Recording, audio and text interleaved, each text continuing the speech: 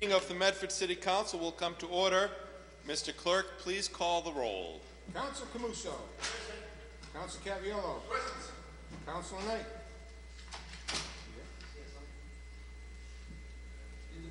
Vice President Longo-Kern. Present. Council Marks. Present. Council Penta. Present. President Della Russo. Present. 6 present, 1 absent temporarily. Please rise to salute the flag. I pledge allegiance to the flag of the United States of America and to the republic for which it stands, one nation, under God, indivisible, liberty, and justice for all. Chair recognizes Councilor Camuso.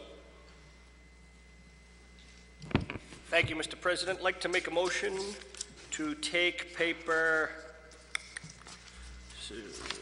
15-460 off the table and refer it to Committee of the Whole. On the motion of Councilor Camuso to take Chapter 15460 off the table, all those in favor? All those opposed? Carries. On the motion of Councilor Camuso to send it to the Committee of the Whole, all those in favor? All those opposed? Paper is sent to Committee of the Whole. While we're under suspension, Councilor Vice President Longo-Kern. If we can take paper 1 under motions, orders, and resolutions, paper 15-497, out of order, please. On the motion of Vice President Longo-Kern to take 15-497 out of order, all those in favor? All those opposed? The motion carries. Mr. Clerk, please mark Councilor Knight as present. Not as president, present. 15-497, offered by Vice President Longo-Kern and Councilor Marks. Be it resolved that the Medford City Council request that the City Administration report back to the Council with regards to what, if anything, has been done regarding the flight patterns from Logan Airport. Be it further resolved that Massport representative with Medford's appointment to the Massport Community Advisory Board appear before the Medford City Council. Madam Vice President, is any of this related to the buzzing of Medford we had from the Blue Angels today? No, not today. Thank you. Thank you, President Della Russo. Myself and actually Council Marks put this on the agenda because the entire council, I believe, has been getting a number of complaints from residents who are hearing the airplanes coming from Logan Airport above their heads, whether their windows are open or not. It's disturbing sleep, it's disturbing quality of life. A lot of it's going on. I hear complaints from West Medford and from the Medford Heights, and we actually have a resident here to speak tonight, so would like her to come up and explain what's going on in her neighborhood, which is actually close to my neighborhood. I also wanted to bring it up because it is hard to get answers from Massport. It's hard to know exactly what our administration is doing with regards to these complaints. I think the people need answers, and I think we need, whether it's a number of studies that can be done, analyses, analyzing the situation to make sure that we try to get some resolve for our residents. I know Somerville brought up the issue recently. Actually, May 7th is the article that I read from Somerville, actually forwarded to me by somebody else who was complaining in the West Medford area. So the Board of Aldermen sought answers to aircraft noise issues. They actually are researching flight patterns and or asking that it be researched. Flight patterns and the number of residents affected be analyzed and be compared with other runways and communities.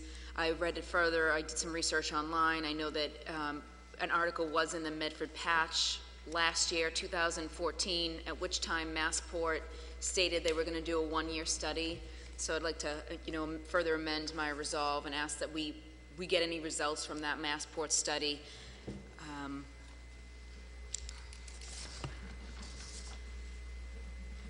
I don't know if Council Marks has anything else to add, but it seems like the flight patterns have doubled, and there's also an issue with the lane, it's hard to understand, but the lane that was opened, which is Logan's runway 33 left, or R33L. It's the airport's last major runway to receive RNAV, and planes that take off are using this new runway to fly over areas such as East Boston, Chelsea, Everett, Cambridge, Somerville, and Medford. So that opened June 2013, and I think that's the beginning of when the complaint started here. And I know last year around this time is when we started to get the complaints. They kind of die off when, when all the windows close, people start going inside their homes. So for November, December, they start dying off, and now all of a sudden we're getting the complaints again, and we're getting people who can't enjoy, their backyards, or they can't even watch TV with their windows open because these flights are happening, every 2 minutes at least you're seeing an airplane fly over.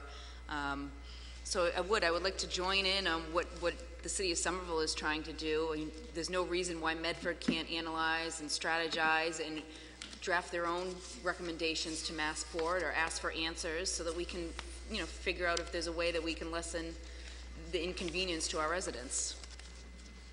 Very good. Thank you, Madam Vice President. Councilor Marks. Thank you, Mr. President, and I want to thank Councilor Longo-Kern for her resolution and her comments she just made. This has been an ongoing issue for a number of years in the community.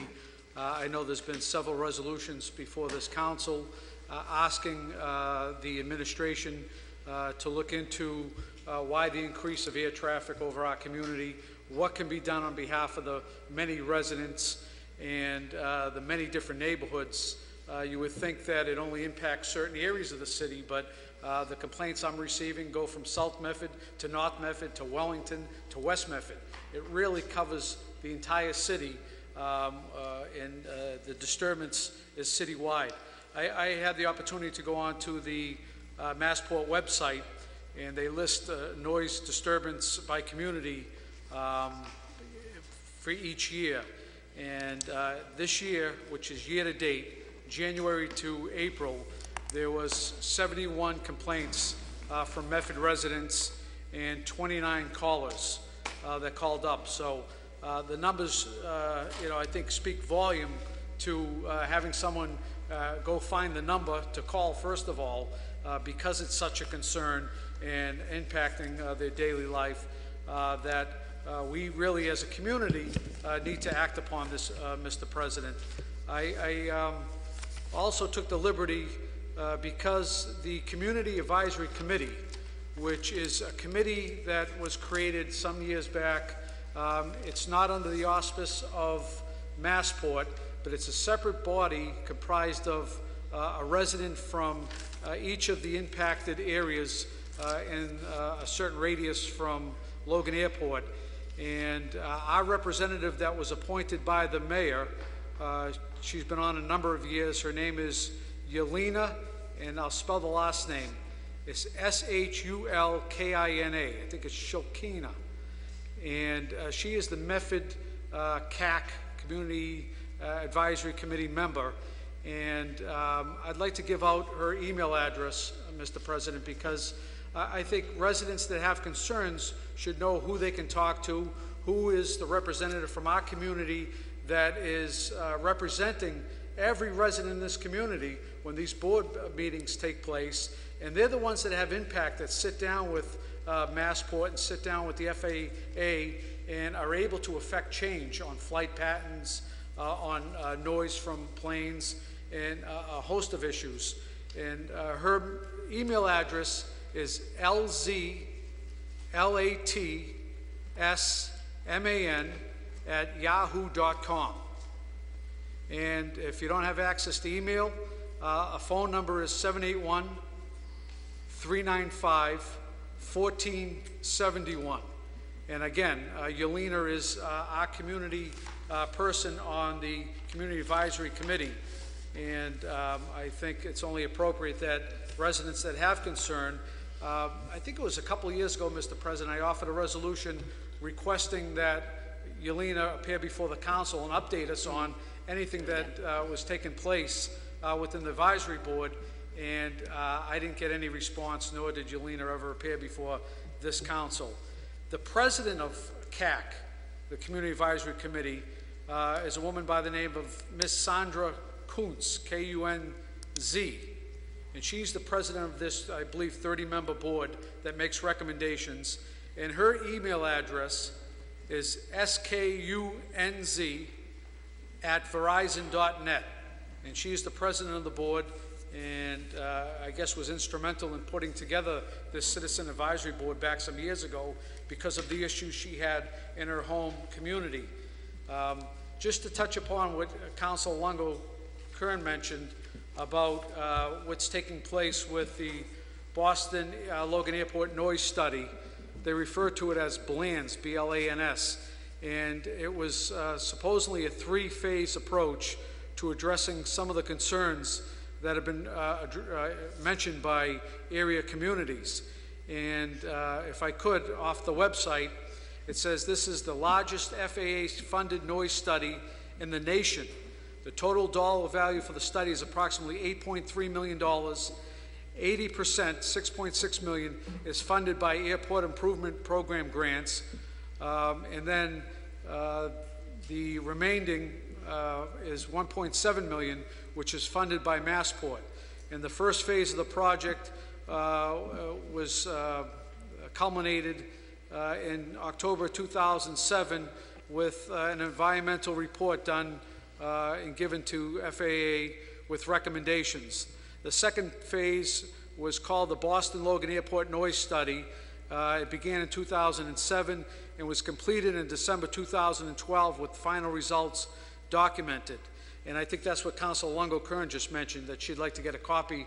And I went on the website. I couldn't find it either. I couldn't find it anywhere, the final recommendations. And I'd also like to make as part of the report, Mr. President, that we can find out what input our community representative had or what offerings our community representative had, if any, towards this particular report. And the third phase, which began in July 2013, will identify and evaluate potential runway use measures to be included in a runway use program to replace the preferential runway advisory system. The vote CAC took was in 2012, and this was to abate runway noise. So I think if we can get some feedback from the advisory committee member, it would be very helpful. We've also, I believe, a couple of years back asked representatives from Massport to appear before the council, maybe because we're not in the immediate vicinity like Revere and Winthrop.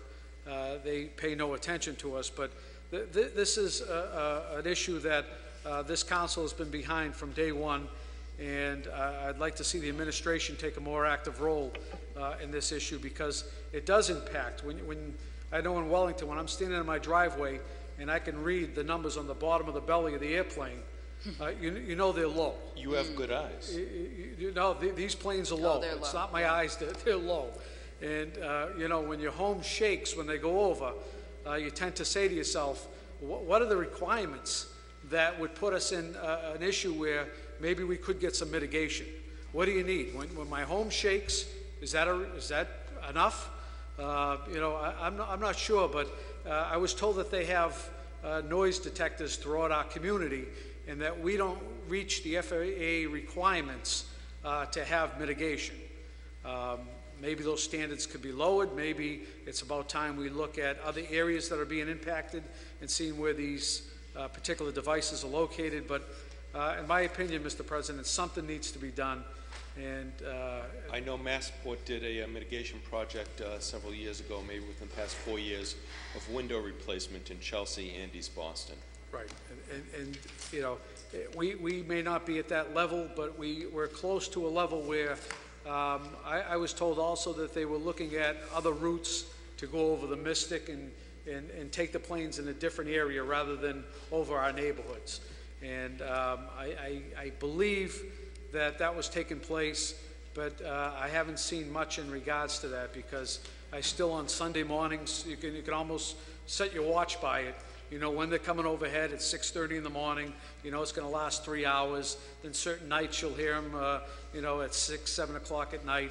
So it's, like I said, it's throughout the community. And again, I want to thank Council Longo for bringing this up, and the residents. I know there's a resident that wants to speak. The number of residents that have been sending emails to this council and to this administration to help resolve this important quality of life issue, Mr. President. Thank you, Councilor Marks. So on the motion of Councilors Longo and Marks, as amended by both Councilors Longo and Marks, Madam Vice President. Thank you. Briefly, if we could actually asked the Medford's rep to come again. I know, maybe send her an email or a letter in the mail. I think that's probably getting somebody from the board we're gonna learn a lot more that way than trying to do our research and ask the administration. So if we could ask again, that would be helpful. And I know back in 2013, Logan Airport adopted a straight line way of approaching the airport, which was, they used to do a roundabout way, which is, is one of the reasons why planes are flying lower.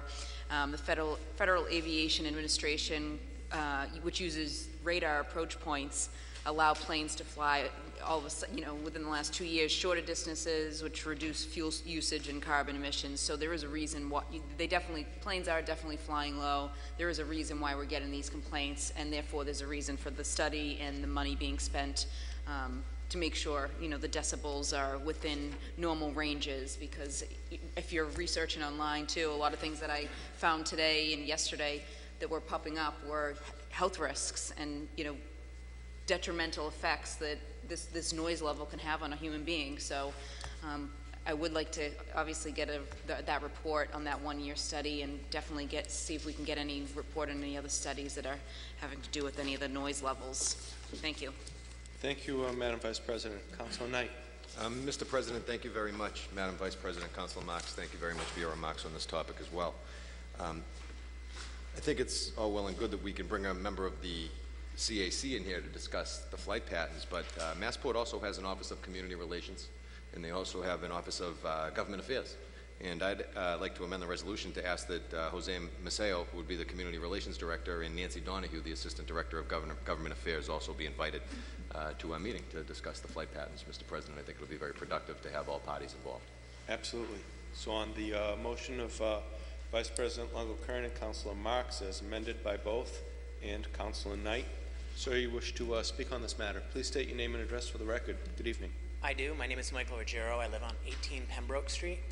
As Councilor Lumbo-Kern mentioned, with the installation of the virtual runway 33L, when there's a northwest heading wind in Logan, we can receive up to 2 flights every minute. The flights are heaviest often at night when there is a northwest wind into Boston. There's a number of different groups that are involved. One of the information that I'm reading right now, just to give people a heads up that are listening at home, if you go to Boston BostonWestFairSkies.com, there's a number of listing of information about the flight paths. As a father of a 9-month-old baby, I can tell you it can be pretty extreme living, and we live at the convergence. Medford is the convergence of 5 different paths. So it's not that there are just so many more people flying into Boston.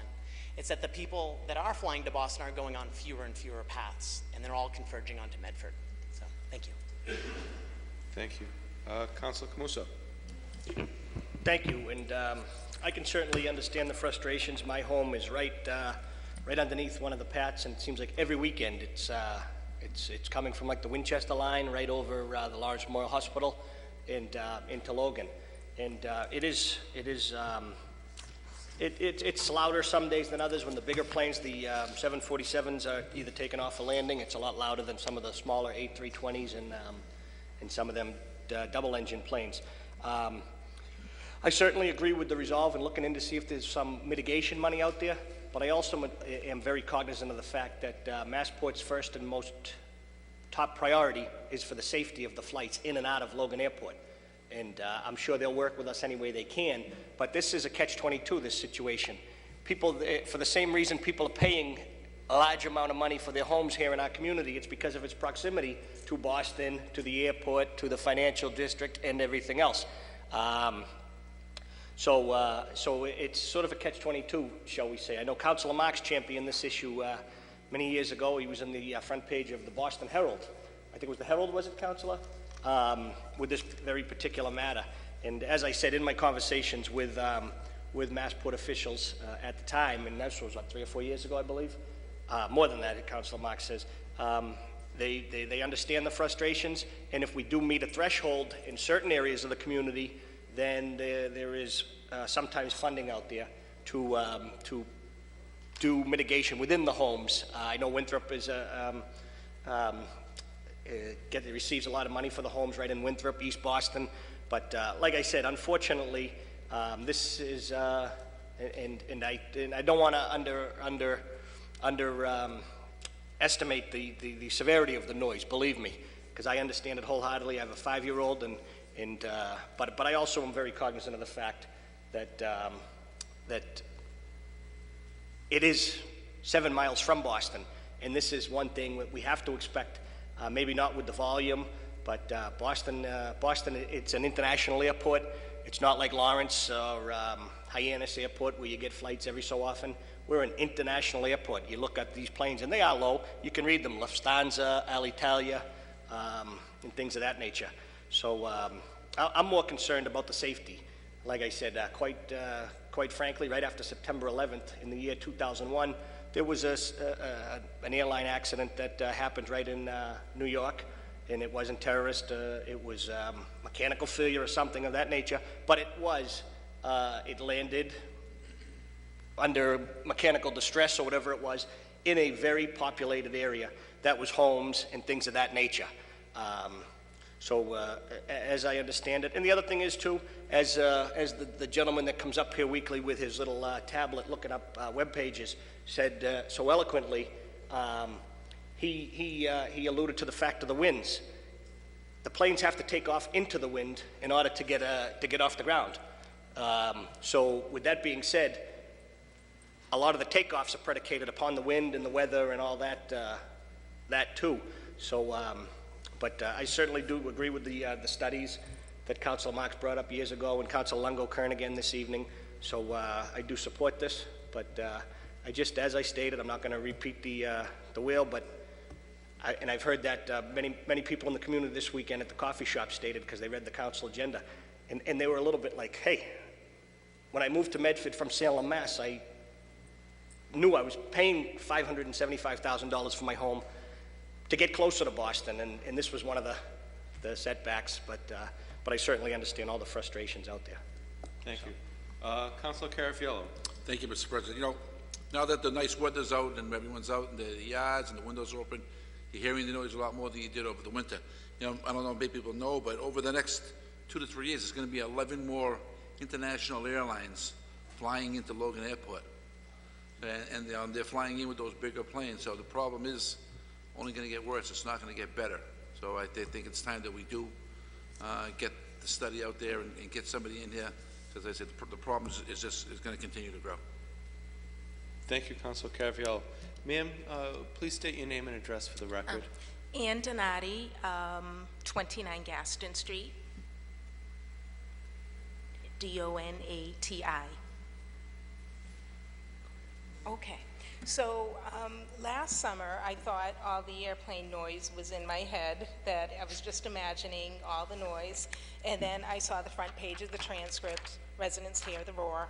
I read that, and then I saw a few news segments on Channel 5 and, you know, some of the news stations about the airplane noise, so I said, it's not in my head, so I started to file complaints with Massport, and then they send you these little notices which basically are useless and say, yes, you are affected by the noise, which I don't think is very helpful, as opposed to saying, we'll try to do this, we try to do that. So anyway, when it started up the beginning of May, that's when I started emailing the city council, filing more complaints with Massport, and I've been keeping a log of all the noise, and it started on April 30th, and it's 10 p.m. to midnight. It's 5:30 a.m. May 19th, it was 12:30 a.m. to 1:30 a.m. This noise has to stop, especially at these hours. I mean, people have to get up to go to work, and I cannot, have these jetliners literally right over my house. This is how close they are. They are right over my house at all these hours at night, and I feel like the bomb's gonna drop. This is a night picture, but I'm beside myself. I have new windows in my house. I would like to have my windows open. I understand that, when we had winter storms, you know, they used to come fly over the houses, you know, to avoid the ocean. I understand all that, but this on a regular basis has to stop. It's insane. And I don't know what else to do. But I'm glad that everybody is, you know, paying attention to it, trying to nip it in the bud. But I don't think the resolution to give people new windows is going to help because, like you said, it's just going to get worse. So we need to nip this in the bud. And if anybody wants to hear, I have recordings of these jetliners over our houses. One of my neighbors is here. It's just crazy. And you, like you said, you hear it too. And you can read the names of the planes, you know, it's just crazy. So I'm very upset. And I've been a resident in Medford since 1998. And again, I'm used to the plane noise, but last summer and this summer, I can't live like this. And if I ever put my house on the market because of this noise and a prospective buyer wanted to come in and look at it and this noise is going over, they'd run like the wind. Who would want to move here? So that's, I'm very nervous, and but thanks for listening. Thank you very much for coming. Nobody wants to hear my recordings, but all right, I'll do one. Okay. May 7th.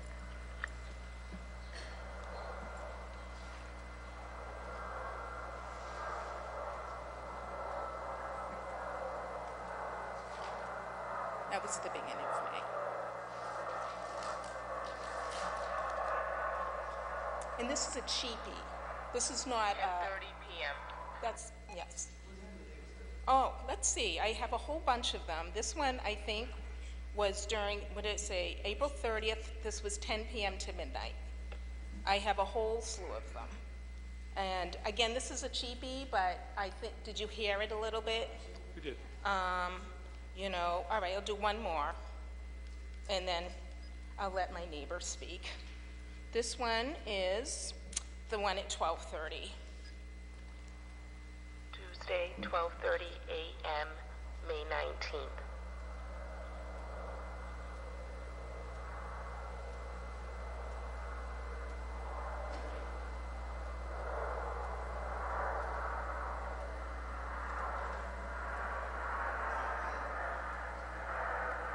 And this is at 12:30 a.m. It's insane. Sorry. I don't know how else to describe this.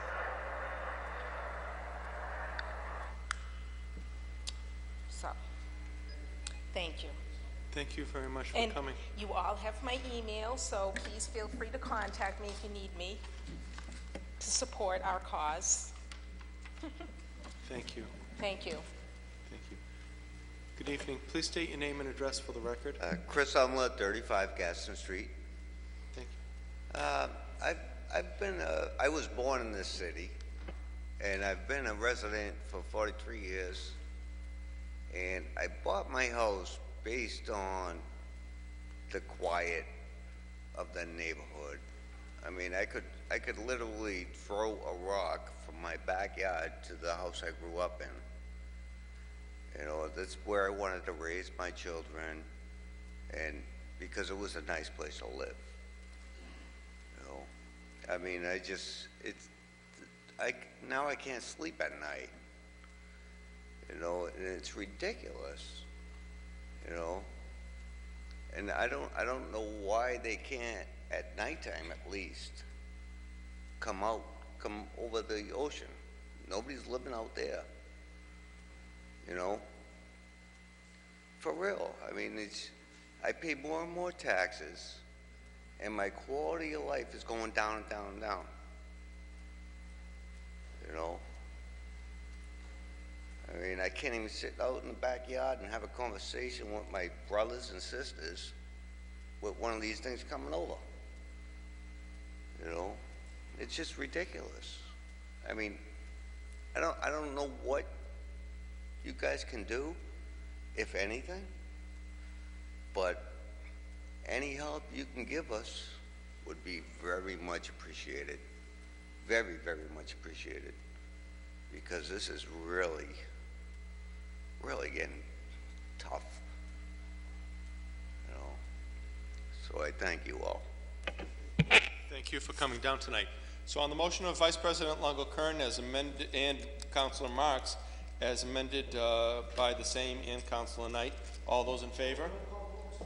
A roll call vote has been requested, Mr. Clerk. Could you please call the roll?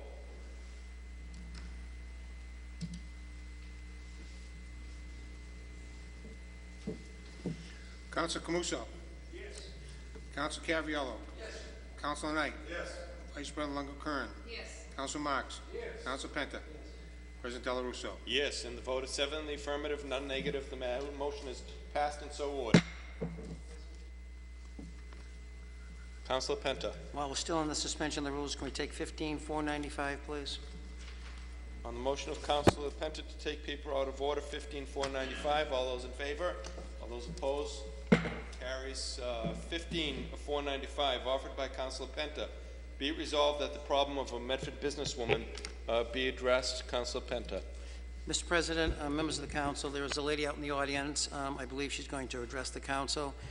It's another ongoing saga of what Republic, the parking company, has been doing in the city, the consternation it's been causing to business merchants within the community, and the fact that, if you can come up, the fact that this business is, and she'll be able to tell you herself, it's becoming less and less. It's almost to the point it's going to put her out of business, but I'll let her speak for herself. Well, good evening. Please state your name and address. I think you all know why I'm here. This is just 337 people that do not want the kiosk in the square, or any part of Medford for that fact. I see people out there every day, they don't even know what to do. The sunshine, and they can't see, you know, what to do there. And they're standing out there. It's very frustrating. And of course, I'm working 3 days a week now. It's down to that. And I don't feel like I'm gonna be staying in business much longer. And I'm not the only one. Everybody I spoke to in Medford Square, they're all unhappy, very unhappy. So I think there should have been another way. Why didn't they put cops on the beat for the ones that are there all day and park their cars to go into Boston? Those are the ones they should have went after. Now I hear there's plenty of parking. You know why? They're boycotting. Everybody's boycotting. They don't want to pay. It's the principle of it, and I don't blame them. What have you got in Medford Square? Salons and restaurants. What else are they going to come for?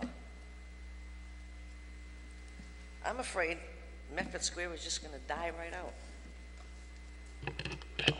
That's all I have to say. But this is just 337 people, and it's still going in my shop. Okay? We want to add that to the record.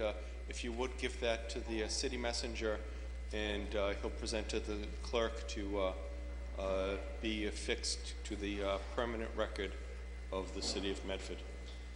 Did Councilor Penta want to address? Councilor Penta is going to have the floor. Chris, could you come to that? How long have you been doing business in Medford Square? 30 years. 30 years. And I still want to continue working because I love it. And I thank you for coming forward and presenting the signatures of individuals. And one of the complaints that you just talked about is something that Councilor Caviello mentioned way back when, that nobody can read the screen. It's the blur, the sun, whatever it might be. Again, this past week, over and beyond your situation, 2 more people. One in particular, and I have pictures right here. They still have kiosks in High Street in front of residential homes that were supposed to have been taken out months ago. The snow has been gone for a long period of time. They're still there, and people crazily are trying to put money into a machine in front of a 2-family house that they shouldn't have to.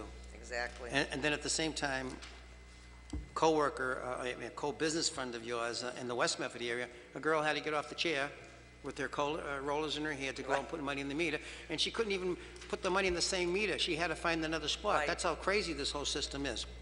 You know, I think it's Mr. Ruggieri, he's still out there. He's been very helpful on this, dissecting and getting into the contract as well as myself. I believe that there's approximately 9 infractions that they have committed. And of course, the city hasn't acted upon it. Why, I don't know. But all I can tell you is this. As a candidate for mayor, that's going to be the first thing I am going to address. Those kiosks and the damage that it's doing here to the merchants in the entire city of Medford. So I thank you for bringing that I forward. think it'll be much appreciated. Thank you. Councilor Knight.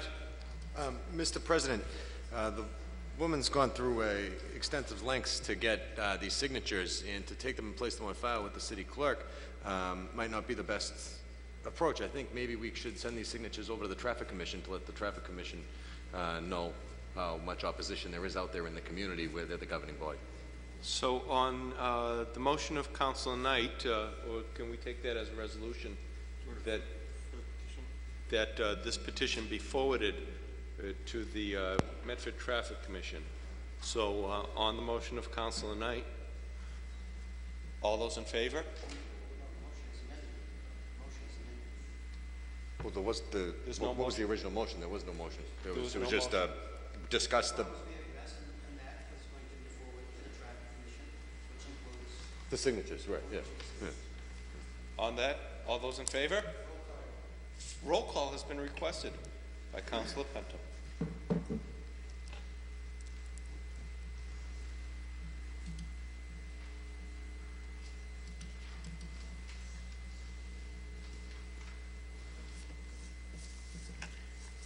Councilor Camuso. Yes. Councilor Caviello. Yes. Councilor Knight. Yes. Vice President Longo-Kern. Yes. Councilor Marks. Yes. Councilor Penta. Yes. President Del Russo. Yes. Vote of 7 the affirmative, none negative. The motion carries. On the motion of Councilor Camuso to resort back to the regular order of business, all those in favor? Aye. All those opposed? 15-488, location of poles, attachments of fixtures in underground conduits, Medford, Massachusetts, City Clerk's Office. You are hereby notified that by order of the Medford City Council, a public hearing will be given at the Howard F. Fulton Memorial Auditorium, 85 George P. Hassett Drive, City Hall, Medford, Massachusetts, at 7 p.m. on Tuesday, May 26, 2015, on a petition by National Grid of North Andover, Massachusetts, and Verizon New England for permission to locate poles, wires, and fixtures, including the necessary sustaining and protecting fixtures along and across the following public way. Riverside Ave, National Grid to relocate 1 JO pole. National Grid proposes to relocate pole 1649 Riverside Avenue, 20 feet plus or minus northwest of existing location, and install 10 feet plus or minus of 2 to 4 primary-inch primary duct across public property onto 491 Riverside Avenue property for new service. Wherefore it prays that after due notice and hearing as provided by law, it be given permission to excavate the public highways and to run and maintain underground electrical conduits, together with such sustaining and protecting fixtures as it may find necessary for the transmission of electricity. Said underground conduits to be located substantially in accordance with the plan filed herewith marked National Grid, Riverside Ave, Medford, Massachusetts, number 18349-215, April 15, 2015. Approved, City Engineer. Upon review of this petition, this work of moving the existing pole and underground conduit can proceed forthwith, provided the following requirements are met. No city-owned or private utilities or other structures are adversely impacted. National Grid shall ensure that all sewer, water, and drain lines are marked prior to any excavation. Any disturbed concrete sidewalk panels shall be replaced in kind. Asphalt must be replaced by asphalt. Before beginning work, the contractor shall notify DigSafe and shall obtain applicable permits from the engineering division. National Grid contractor shall utilize City of Medford regulations and standards, as well as for removing all debris related to its work. Approved, Superintendent of Wires. Call 781-393-2425 for any accommodations, etc. Sincerely, Edward P. Finn, City Clerk. I declare the public hearing open and open it up to all those in favor. All those in favor, make yourself present and known. Sir, state your name and address for the record. Tim Lyford, 170 Medford Street, Malden, Massachusetts, National Grid Electric. Thank you. You're in favor of this. Very good. Anybody else in favor? All those in favor, please present themselves to the podium. Hearing and seeing none else, I declare this portion of the meeting closed. All those in opposition, anybody in opposition to this presented to us, please make yourself known before the podium. Hearing and seeing none, we declare the public hearing closed, and we open up the floor to a recommendation. Councilor Penta. On the last paragraph, where the word utilize is, I'd strike the word utilize and change it adhere to all. That makes it mandatory that they have to conform to all our City of Medford regulations. Utilize is subjective.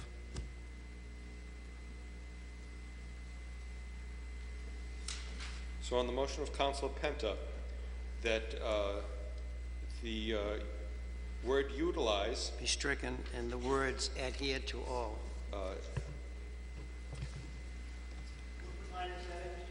That is second to the last second line above, approved by the Superintendent of Wires. And the sentence that National Grid contractors shall utilize, we are now going to amend that, according to Councilor Penta, to say National Grid contractors shall adhere to all City of Medford regulations and standards, as well as, it seems as though something's missing from there, for removing all debris related to its work. City engineers report. Very good. So on that motion by Councilor Penta, all those in favor? Aye. All those opposed? Congratulations, Mr. Grid. Thank you.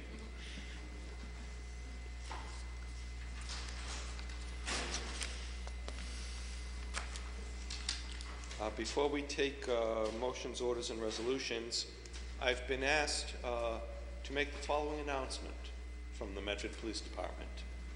A memorial mass for the deceased members of the Medford Police Department will be offered on Friday, May 29th at 2:15, in May 29th, 2015 at 9 o'clock in the Immaculate Conception Church. That's Friday, May 29th at 9 a.m. in the Immaculate Conception Church, 60 Pleasant Street, Route 60 at the Malden-Medford line. This Mass is offered in memoriam of deceased former members of the Medford Police Department. They include Robert B. Corrado, Kenneth J. Hickey, Adrian L. Jean, Peter W. McGaffigan Jr., Christopher E. Sano, Thomas J. Walsh, and Sheila Ritchie, former traffic supervisor. The Right Reverend Robert Casey, chaplain to the Medford Police Department, will be the principal celebrant, and con-celebrants will include Father Francis Garrity, retired chaplain, and Deacon Mark Rumley of Immaculate Conception Parish. Families and friends are public are cordially invited to join. Motions, orders, and resolutions. 15-493, offered by Councilor Carafiello. Be it resolved that the Medford City Council discuss the poor conditions of the bathrooms at Medford Public Library. Please have the Mayor's office provide a detailed explanation of where the previously allocated funds were spent. Councilor Carafiello. Thank you, Mr. President. You know, last year, Councilor Marks brought this forward.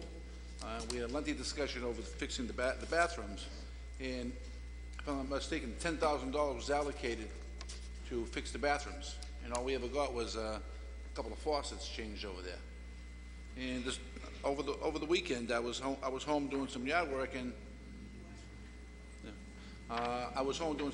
outside, and a neighbor came by and says, I went to the library last week with my grandson. He said the library was so bad, the bathroom was so bad. He says I wouldn't let him go to the bathroom in there.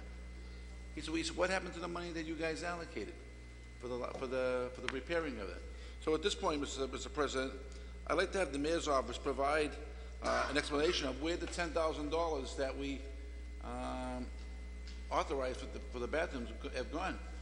And this guy was a plumber. He said, if you want, he says, I'll do the work in there.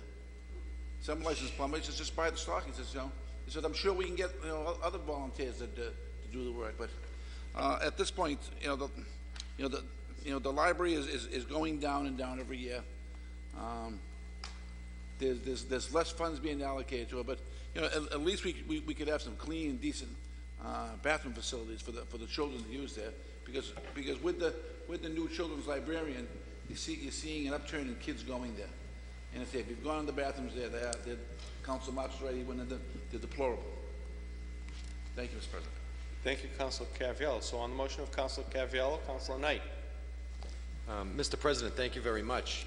I do believe this council has, on multiple occasions, requested the capital needs of all the buildings that are underneath the control and jurisdiction of the city government, but also specifically the library. And I think that this information will be very helpful, Mr. President, as we begin our preparations for the budget debates. Presently, if you take a look at the Medford transcript, you'll see a great article by Mr. Rubenthal that speaks about the funding shortages at the library and the risk that the city has been in losing its certification from the state. So it looks right now that, based upon the figures that I read, we're about $250,000 short in fully funding the library to make ourselves in a position where we would not require a state waiver and enable the ability to maintain certification, Mr. President. So I think there's a lot of stuff that's going on at the library right now that really needs to be looked at, or else we're going to be in a position where we might actually lose this asset. The building's in rough shape. I know over the winter there was a significant amount of snow buildup that resulted in some leaks and some ice dams that have damaged some books in the children's section. We have the issue with the bathroom as well. And then, the discussions that we've had in the past about expanding and making a media center on the second floor of the library and building up the library. So I think now is an important time to take a look at what's going on there in terms of the capital side of things, Mr. President. And as we begin our debates for the budget, determine whether or not the library is being funded at a level that's appropriate. Thank you, Councilor Knight. Councilor Penta. One of the issues that are equally of a concerning matter is the fact that the locality of the Medford Public Library is the only public library in the city. Many, many years ago, you had community-based area libraries. The high school library is closed on the weekends and nighttime, so the only library that you really have left is the Medford Public Library. And for years, they had cut back hours on their employees, which cut back the hours of operation. If I think a few folks remember, some of the days and the hours at night and on the weekends were cut back. One of the things I forgot to mention when the last lady was up here speaking, I did get a complaint from a lady who went to the Medford Public Library to return a book, to run in and to run out, and she got a $25 ticket to bring her book. And this takes us right back to what you had addressed a long time ago, Councilor Marks. I mean, where is this 30-minute supposedly free time you have when you pull up getting ready to use these meters and what have you? I don't know what's taken the Traffic Commission so long, but again, it was just as bad as putting it in front of the church when they first started this thing and they had to take them out. Why would you put something in front of a public library, an educational building, a community building? It just doesn't make any sense. But on the topic itself, it just makes... Point of information, Councilor Camuso. The library has a parking lot directly adjacent to the building, and I drive through that street quite frequently. That abuts it directly. There's always available spots in there. Just a point of information. Thank you, Councilor. The fact of the matter is this lady just pulled up in the front of the house to go in and just drop off a book, and she didn't need to get a $25 ticket. And if we all remember a few months ago, when there was a funeral going on at St. Joseph's Church, quite a few people got tickets there and they had to be retaken back. So again, it's just part of the whole program that really needs to be revisited, if not completely dumped. Councilor, Madam Vice President. Thank you, President Del Russo. I just want to go on the record in support of Councilor Carviello's resolve, along with your amendment, to get a list, a breakdown of what was spent on the bathrooms last year. I think that's something we don't know, and I think that's something we all would challenge, that $10,000 was actually put into the bathrooms. It's upsetting because it's a public building where your children are going to, read and take out books from the library. They should at least be able to have a place to go to the bathroom. I think it correlates with a resolution you had on the agenda last week or the week before, Councilor Penta, with regards to jobs just being $90,000 jobs being created and people getting raises of $20,000. We heard recently of a 5% raise that, took place, and it just makes you stop and think, like, maybe we should take care and maintain the buildings we have before we go hire additional personnel to work in them. We in the council fight year after year, project after project for maintenance accounts, maintenance fees, and Councilor Marks, fought hard, with our help, obviously, to get $10,000 for the bathrooms to be replaced. And we spoke about it last year. There are people that would volunteer. So, I mean, it is upsetting. It's hard to, hard to handle how the city is operated and how the city spends money, because something like that, whether or not to do the library over, obviously, is a huge decision, and the police department has to come into account. But to get facilities and to be able to fight for $10,000 and then it not, nothing changed, nothing happened. It's almost like, what are we doing week after week? Voicing our opinions. We talked about the library bathrooms 6 times, 7 times, and that's just completely unfortunate. And that's one of the many things, obviously, that upset me with regards to how money's spent. But I agree. I would love to see an accounting and where the money went. Thank you, Madam Vice President. Councilor Marks.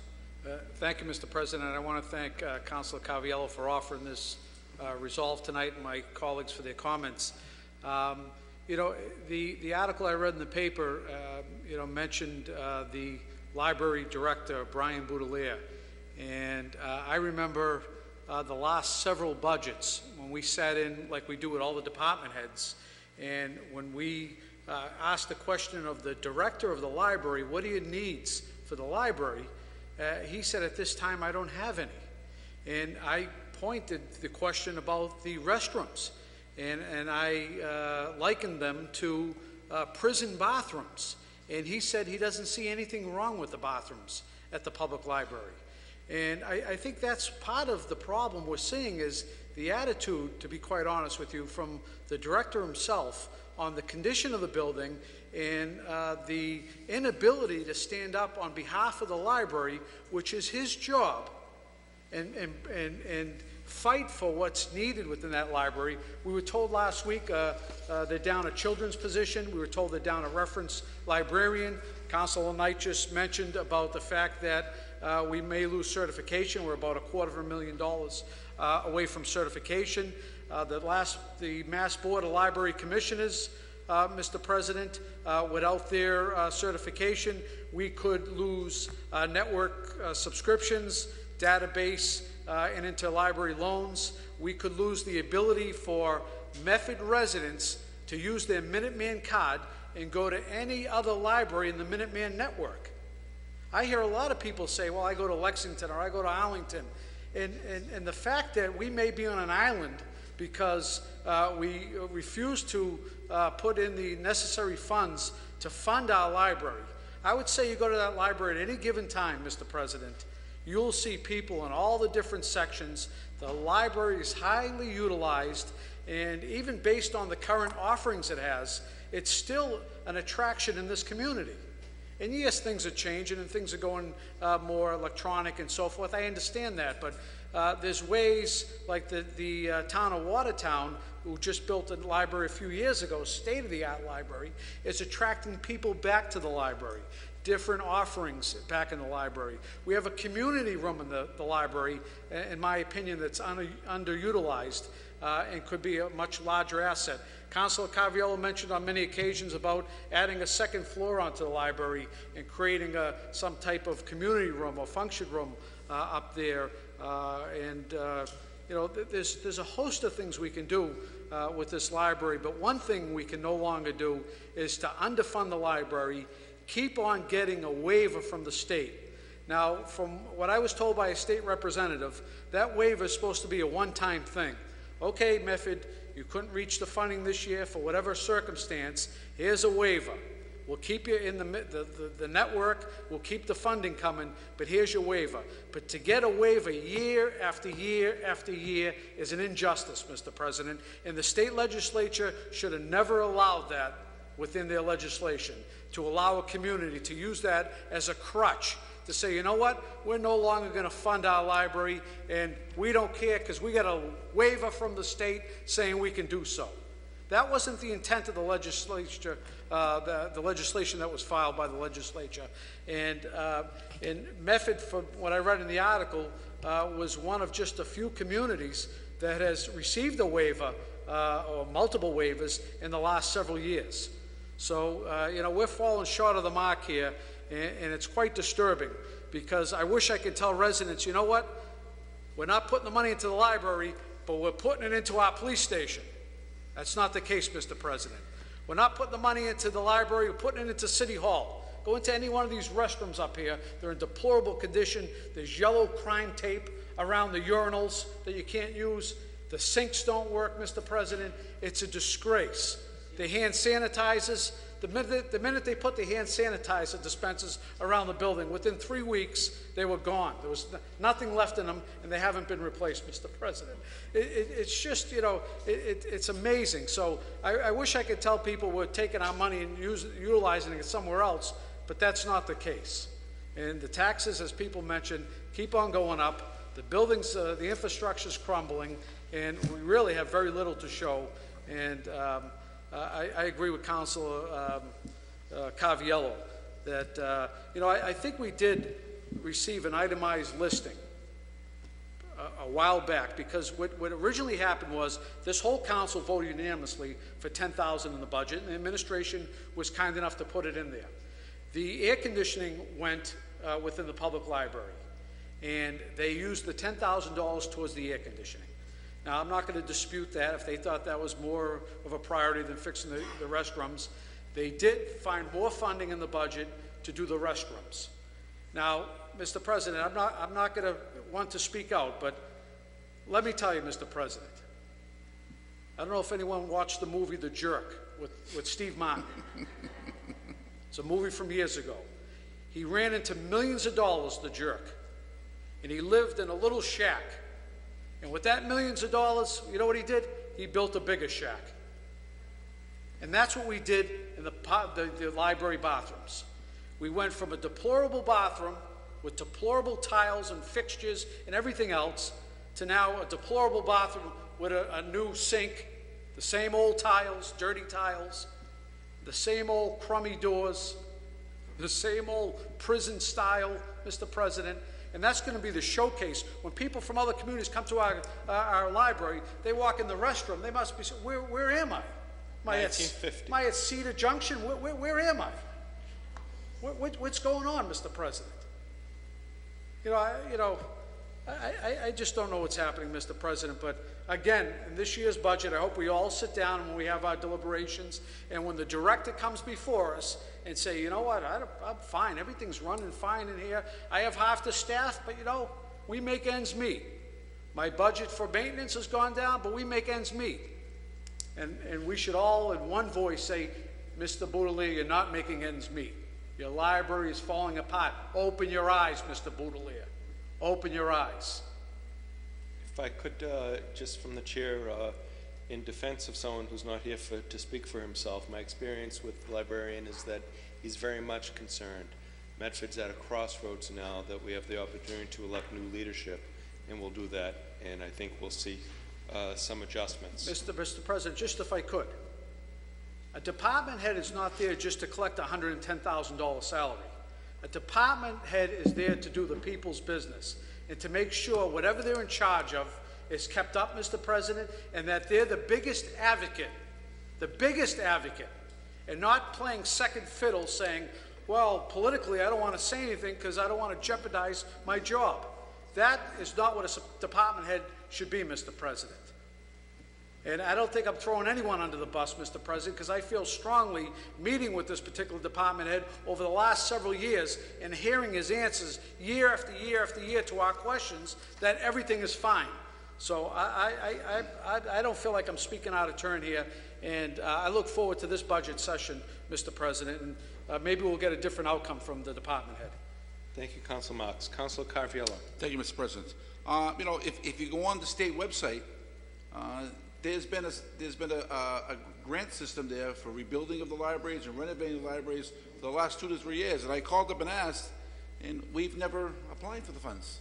So there was funds out there available, but if you don't ask, you can never get them. We finally hired one of the a top-flight children's librarian, and the kids are starting to go back there, and we have nothing to offer them when they go back there. They say we need to update that. I mean, again, even some minor improvements would be a help there. On the last 2 budgets, I asked the librarian, I says, where do you see the library in 5 years? And didn't get an answer on either time. No, there's no 5-year plan. That's why we're not getting any money, because we don't have a plan. People aren't going to just throw money at you anymore. Those days are over. You have to get out there. You got to do some work. You got to be creative. You got to go out there and find your money. And there's been money out there available. It's kind of dried up now, but you let it sit there for 3 or 4 years, and you never went after it. So again, I agree with Councilor Marks. I mean, this year when the budget time comes, and he says everything is hunky-dory, I think we all better sit there and question him a lot harder than we did last time. Thank you. So on the motion of Councilor Carviallo, as amended, sir, please state your name and address for the record. Good evening. Anthony D'Antonio, 12 Yale Street, Medford. Through the chair for Councilor Carviallo, February 11th, 2014, we issued a check for $9,694 for fixtures. And who do we buy these from, Liberace? I mean, really, what do we have in the it's a disgrace. I agree with you. I was there. I saw it. The library is a disgrace. I have a suggestion, though, because not all is lost. In the budget, when you're going to look at the budget this year, we have 2 assistant superintendents making $112,000 each. I would like to see you just justify 1 assistant superintendent, let alone 2. Let's take that money and reallocate it somewhere. I mean, we've got to get some people in there that know what to do with the numbers, because this city needs to get back up on top. Tired of watching it go 1 rung below, another rung. So do the best you can on that, please. I appreciate it. Thank you.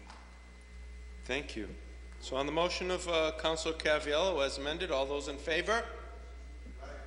All those opposed? Motion carries. Thank you. When I made my public service announcement earlier in the meeting, I may have misspoken. So on Friday, May 29th at 9 a.m. at the Immaculate Conception Church, the Medford Police Memorial Mass will be offered. Thank you. 15-494, offered by Councilor Penta. Be it resolved that the lack of important information not provided to this council regarding the Craddock Bridge be discussed. Councilor Penta.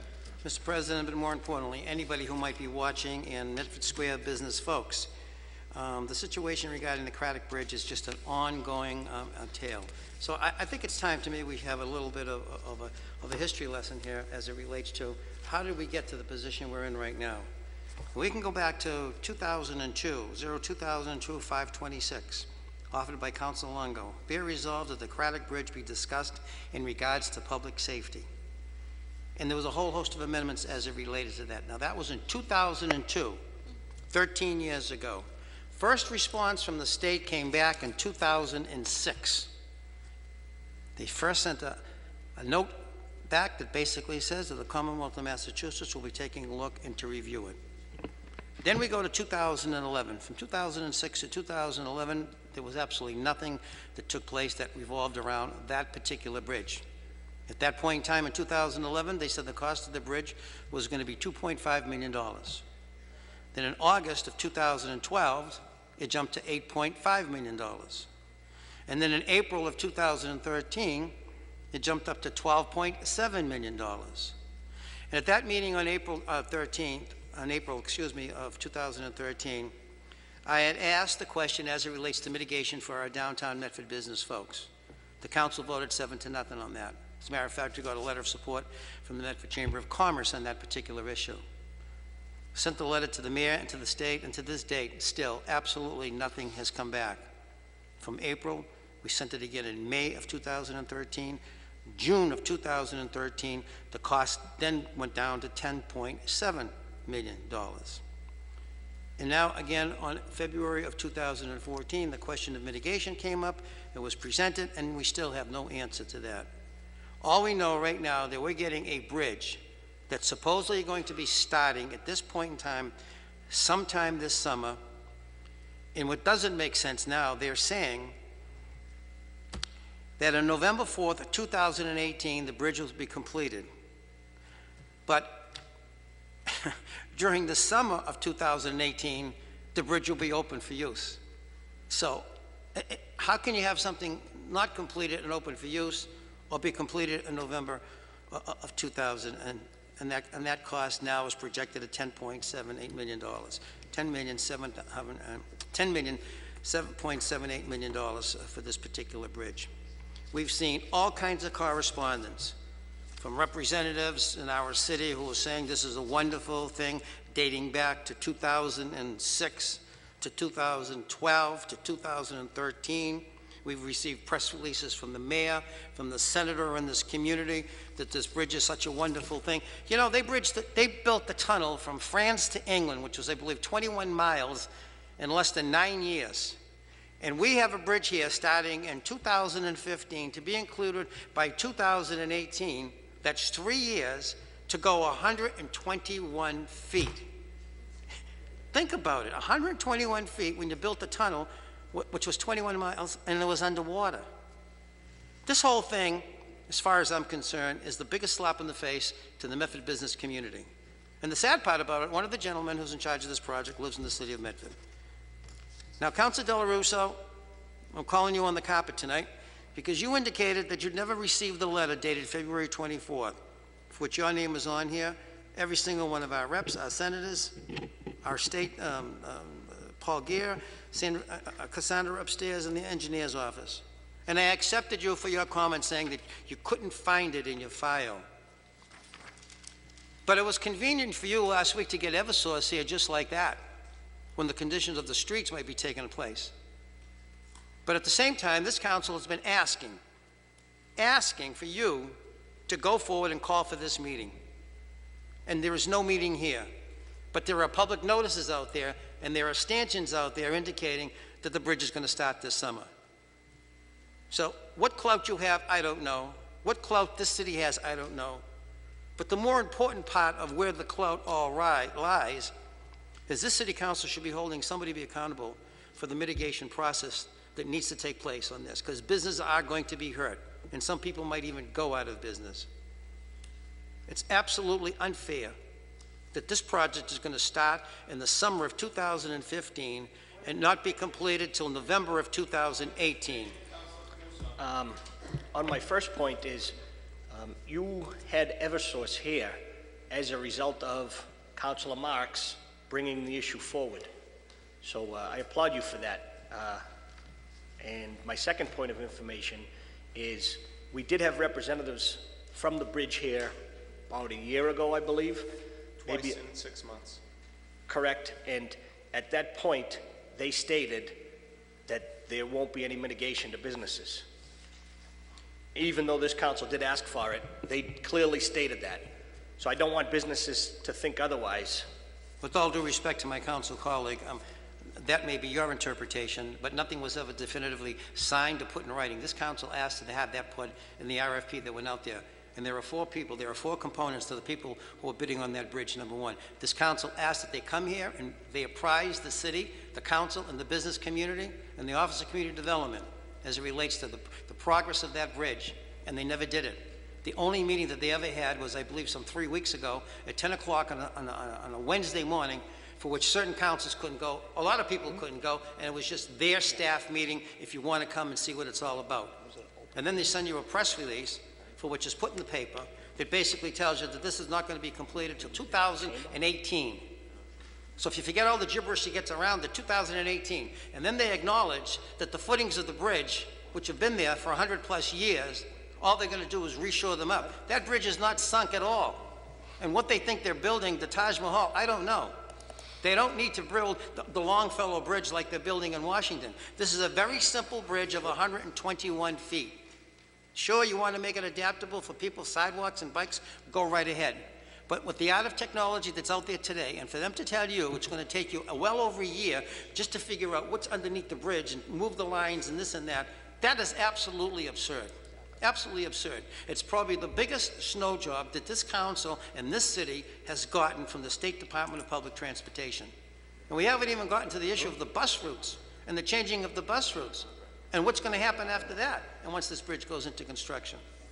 Mr. President, I'm asking once again, I'm asking you to call the Mass Department of Transportation, have them come before this council and have them explain if what Councilor Camuso was saying is correct, that they are not going to give us mitigation. Point of information? That was the Department of Transportation representatives that were here meeting with this city council. Clearly stated that the state does not pay mitigation on projects, but what they do is pay for any damages to any public or private entities that are damaged as a result. That's a big difference, mitigation and physical damage.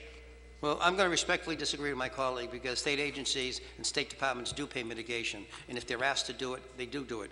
The biggest one out there right now is the MWRA. They will give you mitigation before they even start a project because they have to realize the length and the strength of their pipes. We can throw out the red herring saying MWRA or any other agency he wants to. They are not a state agency. The MWRA is a separate and distinct authority.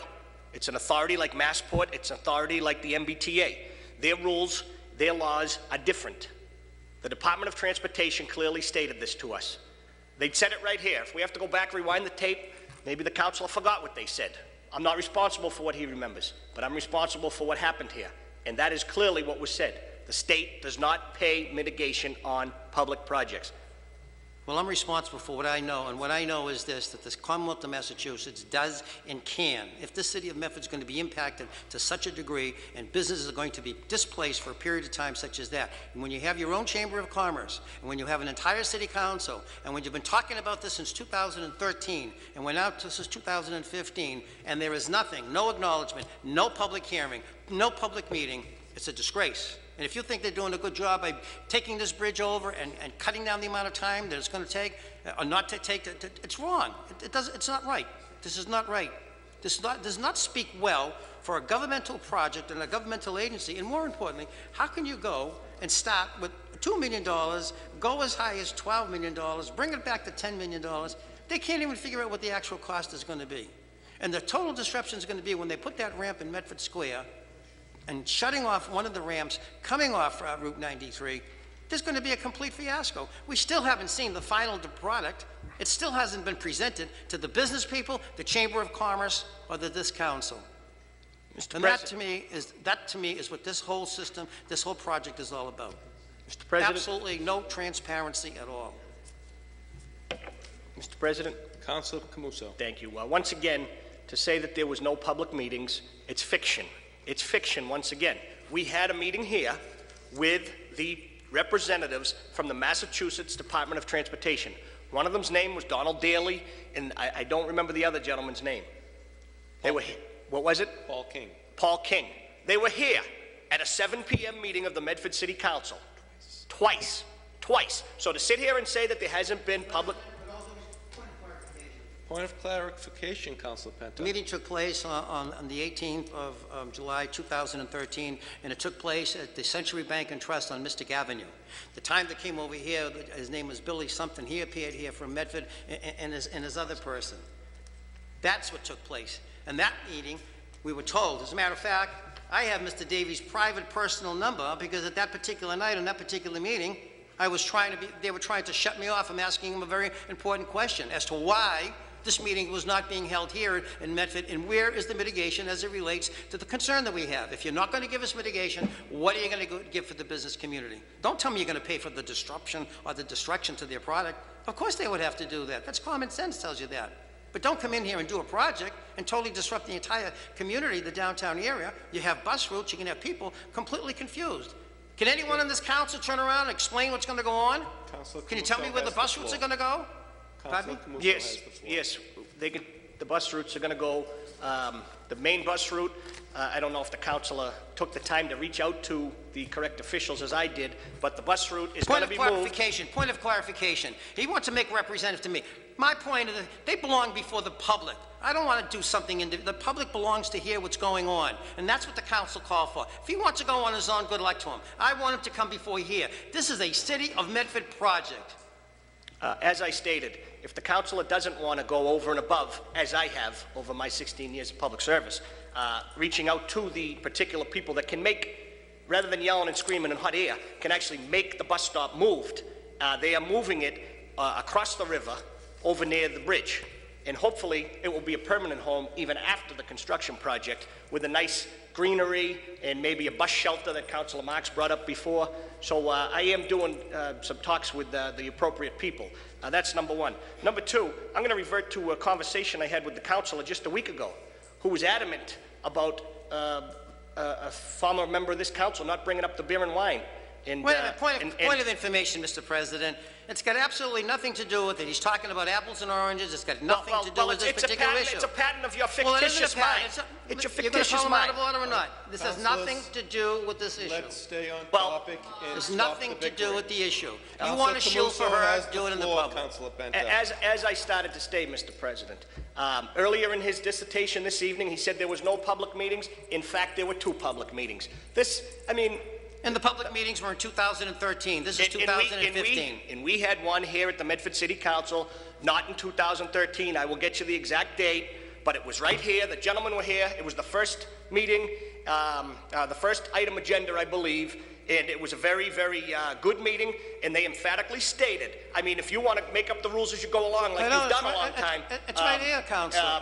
It's right here. As I said, Mr. President, if he wants to let people believe there's mitigation available and set people up for failure, that's his responsibility. But I'm not going to sit here. Vice President Longo-Kern. I believe one council is talking about a public meeting and one council is talking about a public hearing. There was plenty of meetings, but I don't believe the state has had any public hearings. They haven't declared any meetings. They haven't notified neighbors. They haven't notified businesses of a meeting where citizens and business There was one here today in this building. Can give their... There was one today that he didn't go to. Oh, I didn't know about that one. But, I mean, a year ago was, we had public hearings before the city council. I never have known about one where the community has been notified to give their input of this project. I mean, because I agree, 3 years is going to detrimentally affect our Medford Square businesses to the point where maybe there'll be no mitigation, but there'll be claims in court against the state. I mean, and that's a given if you see a business go out of business and due to loss of income from the project that's going to take place. So I think both councilors are making their points and are right in their own different ways.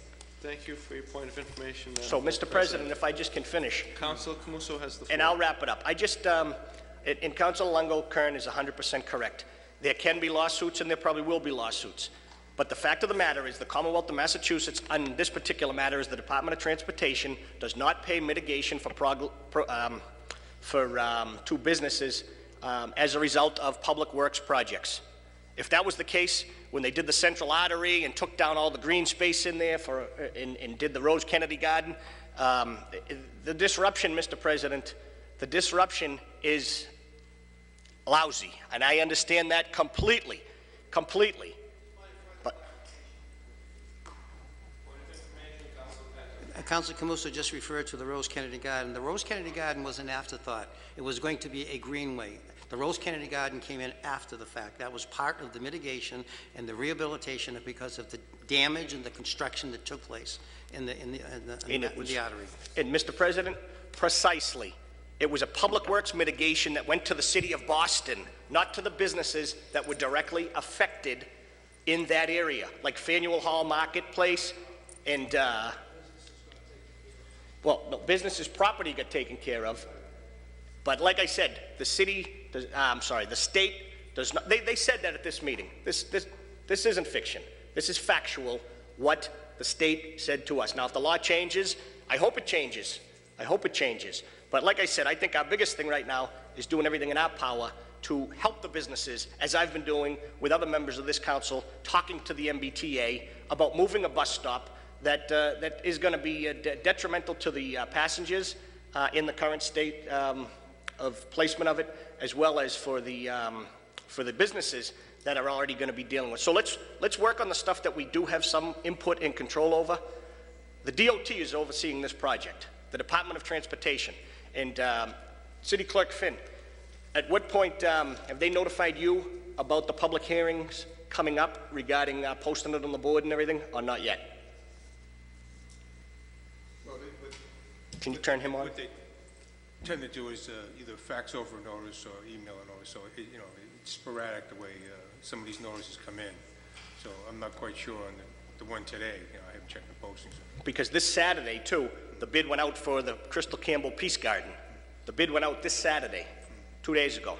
So the bids are posted mostly when you have bids. It's mostly that's posted at procurement. That's a big wall posting things. And the DOT does notify the city, though, where it is in the city, correct? Normally? Okay. So, so like I said, it just, public meetings are meetings to get the information. Public hearings are more a legality. It's a legality. In certain instances, you need a public hearing. Correct me if I'm wrong, Clerk Finn, is that correct? Public hearing is a legality. If it calls for it, yeah. If it calls for it. Yeah. But they're not going to have public hearings unless it calls for it, correct? I mean, there's a difference between public hearing and public meeting. Exactly. So. And given the public hearings that may be called for this might be because of the river underneath it and the river being affected by it, and that's environmental public hearing, things of that nature. Is that correct? Conservation things. But typically, there's not public hearings for doing a bridge over within a community. If it doesn't need to be. Because it doesn't need to be. Yeah. All right, I think that's important to, because Councilor Longo-Kern brought up a very valid point. But if there is going to be public hearings, number one, they will hold them at an open place where people can participate. It will be duly advertised, and it also will be on the bulletin boards here at City Hall. But unless it calls for it for a specific legality, and that's because maybe they're building so close to the water and this and that, but they just don't have public hearings, as you said, Mr. Clerk, for the sake of just having public hearings. There's a legal authority behind a public hearing, and not so much a public meeting. Thank you, Councilor Camuso. Councilor Knight has the floor next. You have 2 points of information. Councilor Penta? First of all, as it relates to the bus stop, whether it's being moved over the bridge or, as some of us were led to believe, it might be moved to Medford Square, we were supposed to be getting a report back from the T that would indicate where that bus stop was going to be moved. That's number one. The other gentleman who came here that night, his name was Paul King, and he was the project manager. He also indicated, for which they have now changed their times from the days and the night shifts as to when the working hours are going to take place, which is a change from what was written on January 21st, 2015, as compared to the most recent one on May 20th of this year. And again, once again, none of the businesses are aware of this. So there is and the request by the council was to have them here. I'm not going to get hung up on the legality of a hearing or a meeting. It's a request. And if the request to have a state agency or somebody come here to explain what their project is about, then they should honor the request, either in writing or what have you. You said, Councilor Del Russo, when I gave you the letter that you said you couldn't find and you never got, you went to the city clerk. The city clerk supposedly called them up. Never got a response, did you, Mr. Clerk? So that's a great way to have, and he called not once, but he called twice. It's a great way for a state agency to act on behalf of a community that has a major project going through it, and we're worried about allegedly a legality from a hearing to a request to be here. That's absolutely nonsense. Councilor Knight. Mr. President, thank you very much. I have concerns about the bridge. I've raised them last week. I had a resolution asking the harbor master to meet with the project manager to determine what restrictions were going to be on the roadway for boaters upriver.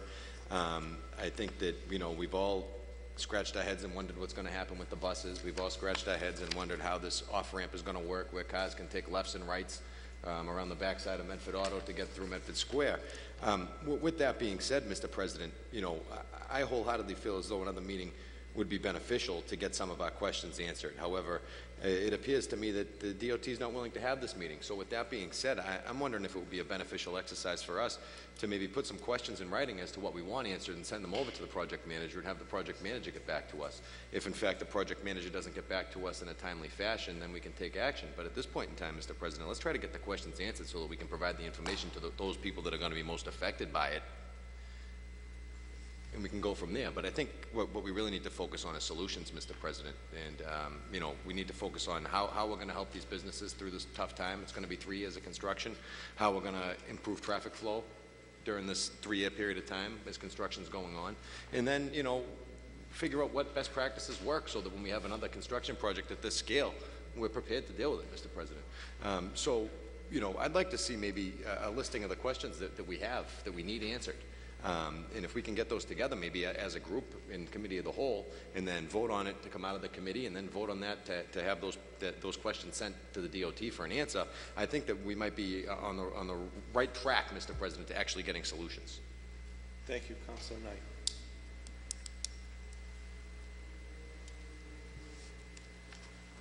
Do we have a motion?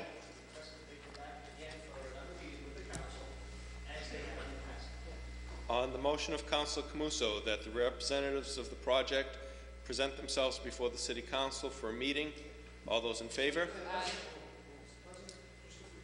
Councilor Marks. We should mention a time frame on that. Before we break Maybe before the summer session, but, I agree with the comments that were made. I think we all agree that a meeting or a public hearing, whatever it may be, is necessary and would be beneficial. I know what Councilor Knight's going after, but I think you also need, I may have a bunch of questions, but there may be 100 residents that have different questions. So I think a hearing or a meeting is imperative. I think we need to hear from the community. And from what I remember with the Fast 14 project, which the state was involved with, you're right, the state didn't give us any mitigation, but J.F. White most certainly gave us mitigation money. So whoever the contractor is the one that doles out the mitigation.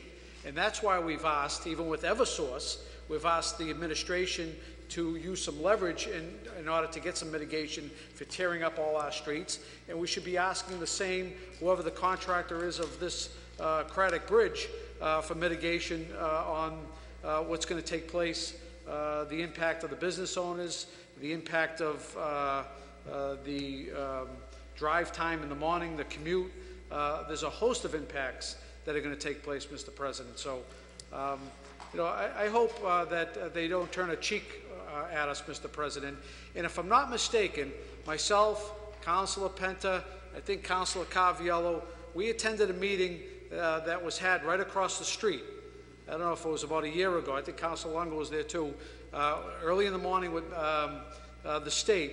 And our community development director, Lauren DiLorenzo, I'll never forget this. She stood up and pointed at the state, and said, "We have been left out of this process. You have not given us ample opportunity to speak on this." And that's coming from our own Director of Office of Community Development. So you can imagine when a member of the council gets up and says, "We'd like to get more information on this." If our own Community Development Office can't get it, then how are we as councilors supposed to get this on behalf of the residents of this community? And that spoke volumes that morning, Mr. President, when she spoke up, saying that they haven't been involved in the process. Now, that was some time back. I'm not sure if it's changed, but I can only tell you the only information I get is through just piecemeal and whatever I happen to read in the newspaper, Mr. President. So that's a sad commentary. It is. It is. Councilor Knight has the floor, and then Councilor Camuso. Mr. President, I know that mitigation is going to be very important to the businesses down in the Medford Square area, and whether or not we're able to triumph that, this is a whole other question. But I think that there are some things that we can control here at the local level in terms of mitigation, and maybe that's something that we need to look at. But, one of the first things that pops to mind is the biggest complaint that we're hearing out there right now from shop owners is the kiosks in Medford Square. So maybe if the state's not willing to help us out with mitigation, then maybe we can go a step further, and we as a city can help mitigate by maybe changing the hours of operation of the kiosks, or closing the kiosks down for certain days or certain periods of time in that business district while construction's going on, to provide some relief to the business owners. I think that the construction alone, well, the traffic patterns alone right now in Medford Square scare people away. With the construction coming in the kiosks, I think this is really going to have a detrimental effect, Mr. President. Thank you. Thank you, Councilor Knight. Councilor Camuso. Yes, thank you. And the city administration, up to this point, this has been front and center. This afternoon, I believe 1 or 1:30, there was a meeting with all the department heads, the Department of Transportation, the Chamber of Commerce, and so everyone was at the table, and maybe they're working out specifics right now, and then they'll be bringing it forward at another level. I mean, at another meeting, I do not know, but there is ongoing dialogue, and as Councilor Knight said, there may be something we can do internally, whether it's a tax break, but most of that's not going to help the businesses either, because it's the building owners, the owners of the building, and then it's businesses that are paying rent. But there's stuff that we might be able to do, thinking outside the box in our community, like Councilor Knight said. But when the word mitigation came up, I heard loud and clear what they said that evening, and I just don't want to mislead businesses in the community that may think they're going to get a big check from the Department of Transportation as a result of this project.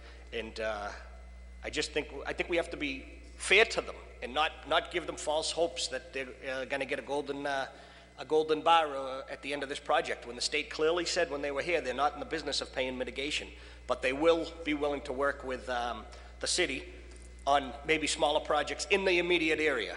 If they're parking on a park to park their trucks during the thing, they'll do the park over maybe, or something like that, similar to the other projects that have taken place here within our community. But so I look forward to the future dialogue on this particular matter, Mr. President.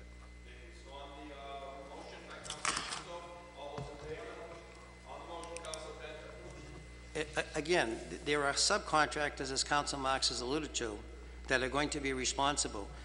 The main contractor here, the signer of the contract, is the Mass Department of Transportation. That's the main contractor for the bridge.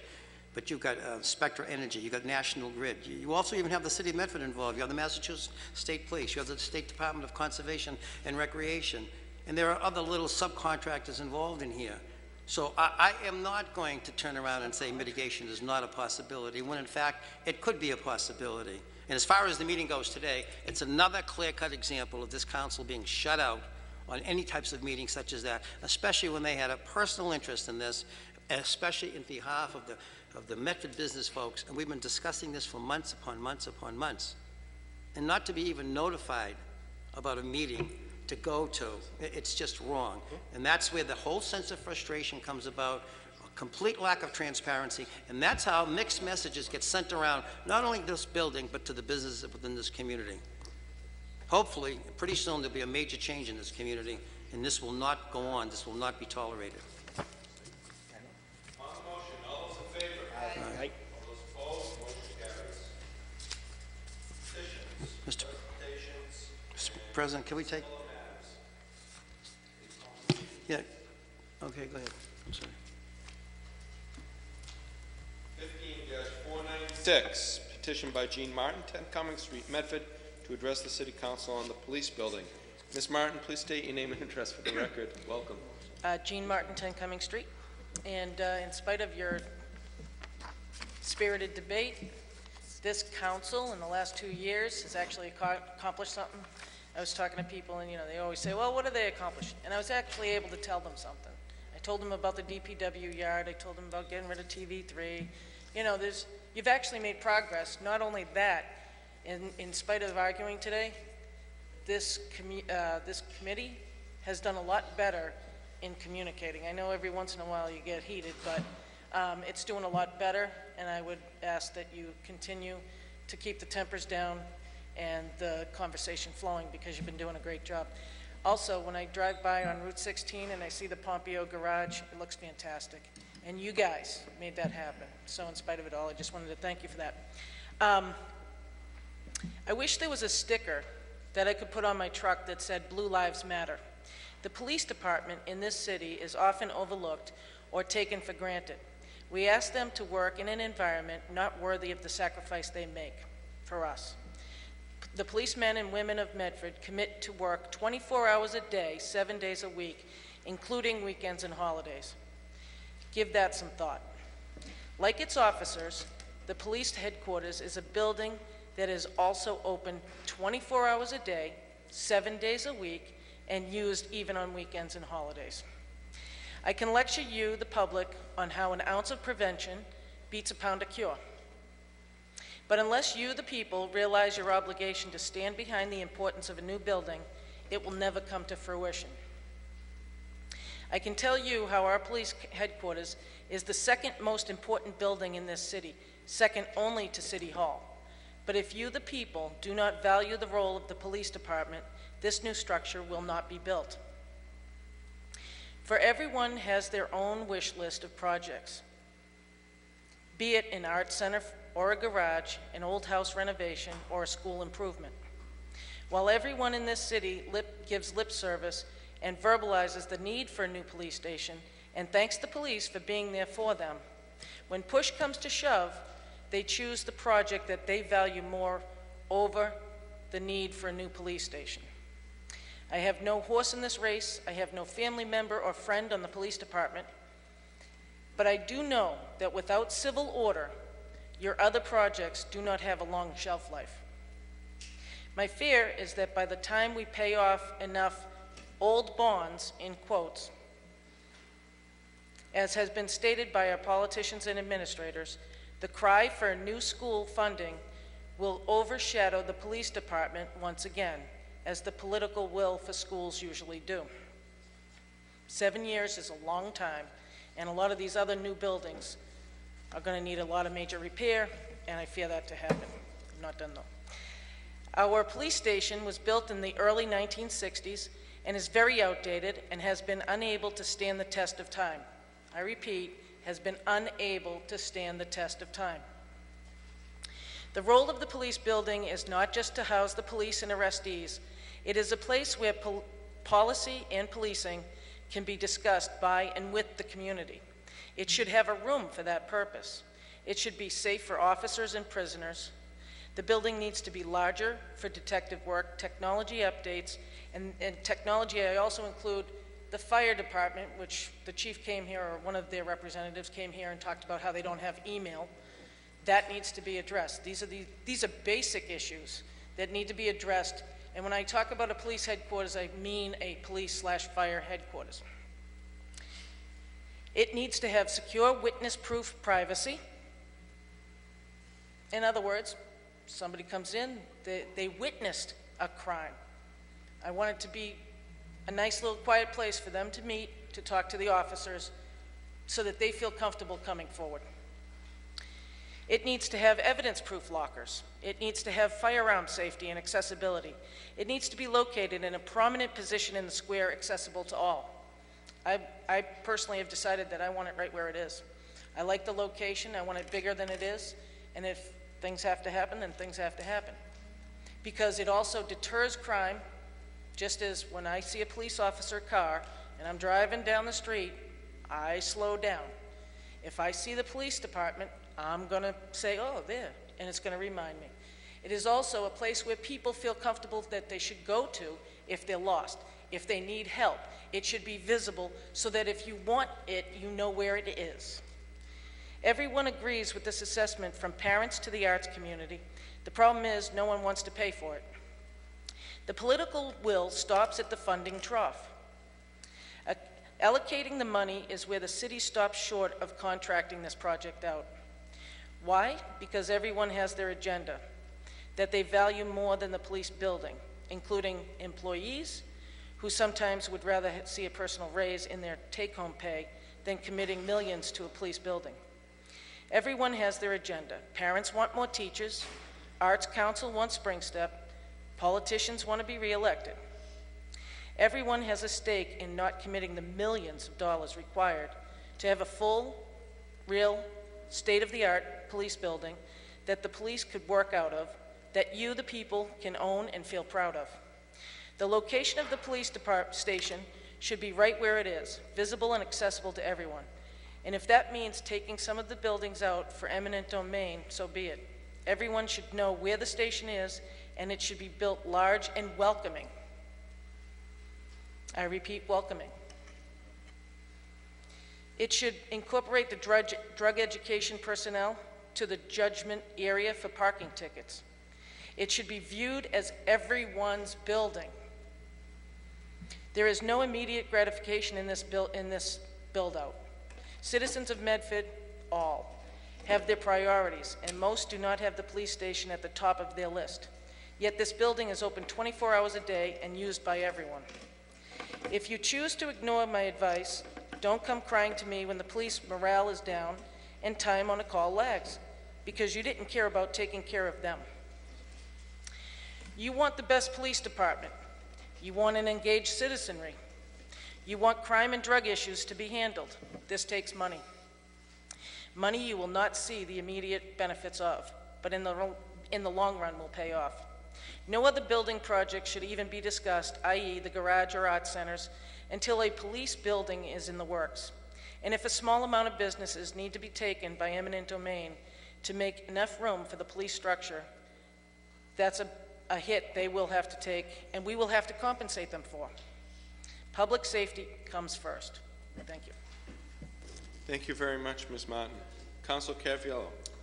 Thank you, Mr. President. I think, Gene, you brought up a lot of good points there, and I will say this whole council is uniform with standing behind the police station and wanting one. If you can recall, during last year's election, that was number one on everybody's list, including the mayor.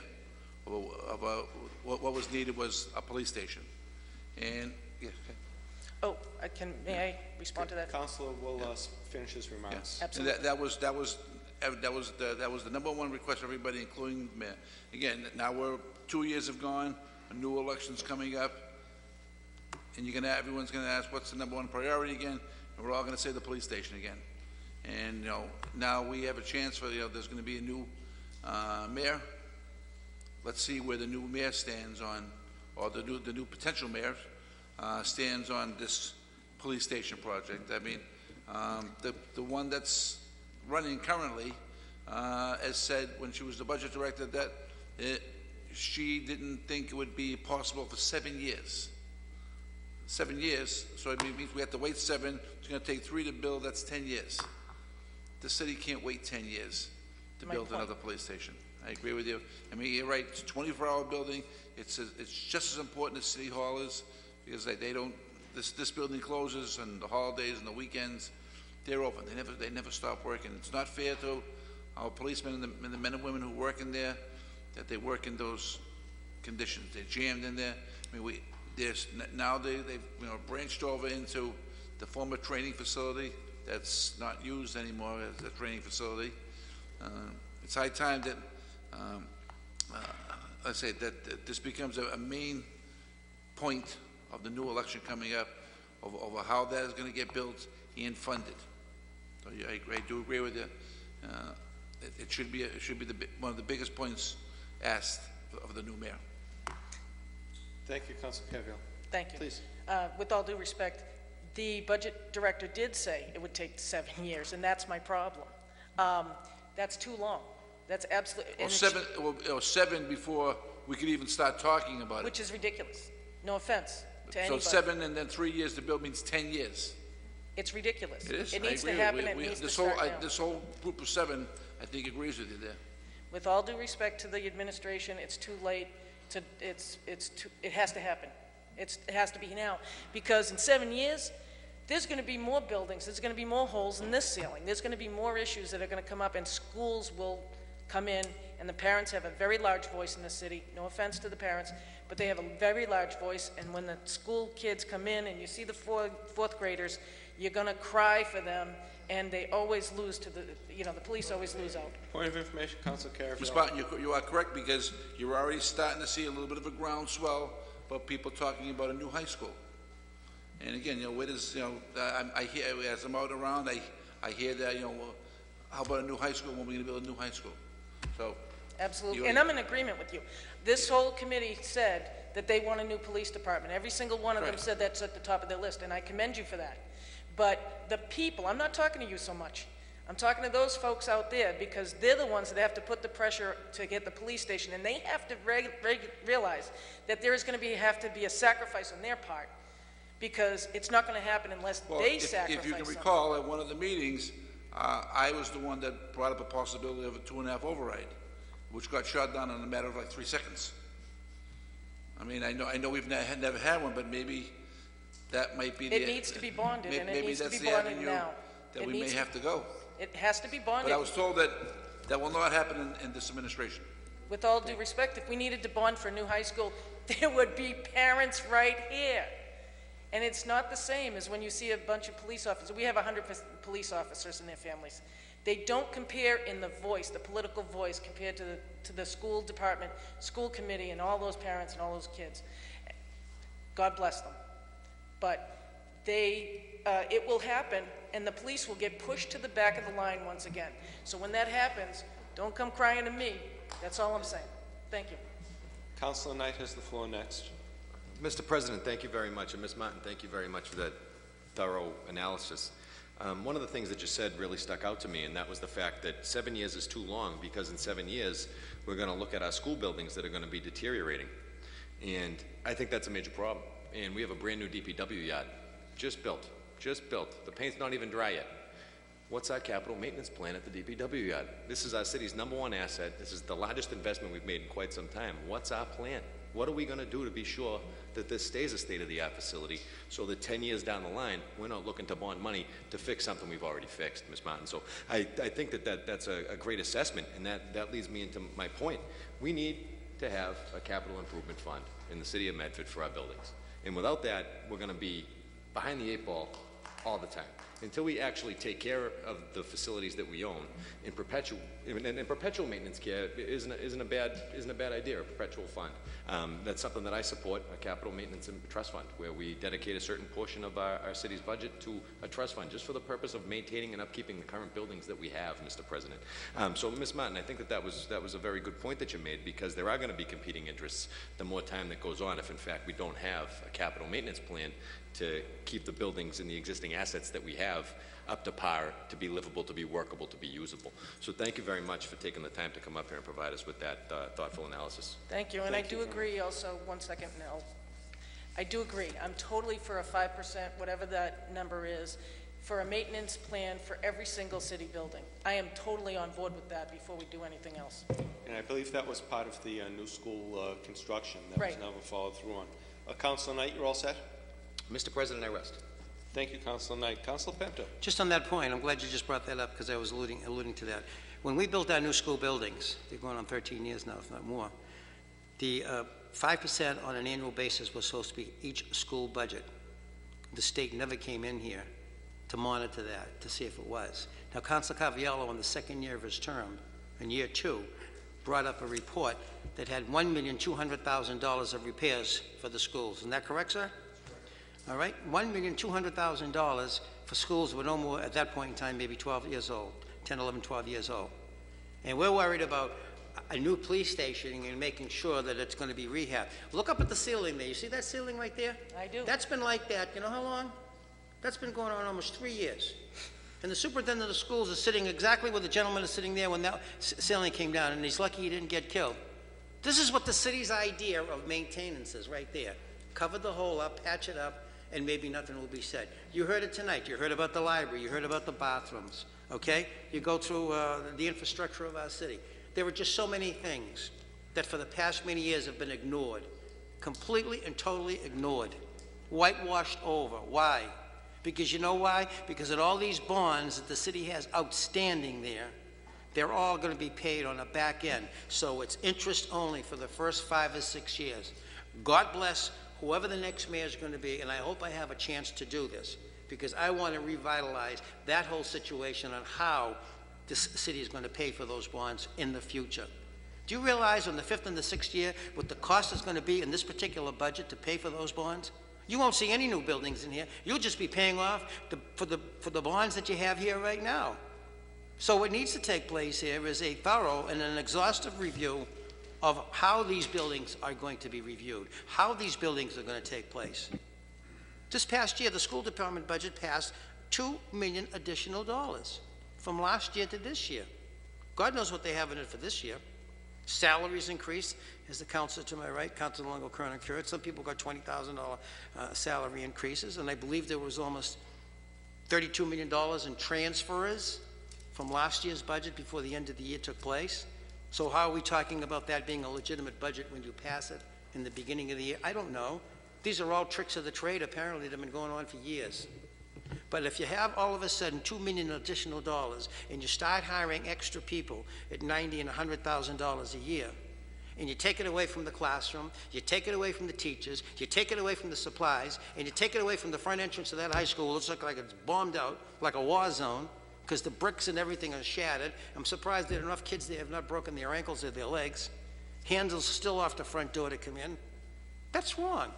And when a parent goes up there and looks at it and says, is that where I'm going to send my kid? Do I really want my kid to go there? That's why they get forced to go to these private schools, because appearance, as you know, is the name of the game. They spent $500,000 to redo this building over, just this council chamber. I think it cost $497,000 to build the entire building, PWA days. But $500,000 to do this over. That's been like that for 3 years. And then the molding, if you look at the molding, that's ready to go, and that's coming down, and nothing's been done. Nothing in the budget, no repair work, no nothing. And y'all worried about a police station? And they can't even figure out how to do this? The next administration, hopefully, will be a working composite between the council and the mayor. And there's going to be a meeting of the minds. And so that way there, when the money is going to be spent, it's going to be spent, and everybody's going to be on board to understand how it's going to be spent, when it's going to be spent, and where it's going to be spent for. That hasn't taken place here in 28 years, but I can assure you it will take place. Thank you. On the motion of Commissioner Gabriello for this paper to be received and placed on file, all those in favor?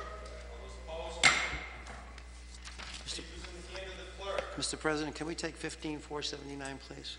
We laid on the table last week to this week. On the motion of Councilor Paper to take Councilor Penta to take a paper off the table, all those in favor? All those opposed? 15479, the future of Lawrence Memorial Hospital to be discussed. Councilor Penta, Mr. please. President, as a result of, unfortunately, the merger that did not take place between Partners and Lawrence Memorial Hospital and the Melrose Wakefield, on January 29th of this past year, when the Judge Sanders issued her 48-page decision not agreeing to this because she did not believe that what Martha Coakley had put together was going to work in the best interests of the hospitals mentioned and as well as South Shore. And then on top of that, Mara Healy, the new Attorney General coming in and likewise not only supporting the judge, but nixing the whole deal and is willing to go to court. I believe we have a council resolution asking her and both parties to be here. I've taken the time to speak to some doctors and some employees up at the Lawrence Memorial Hospital.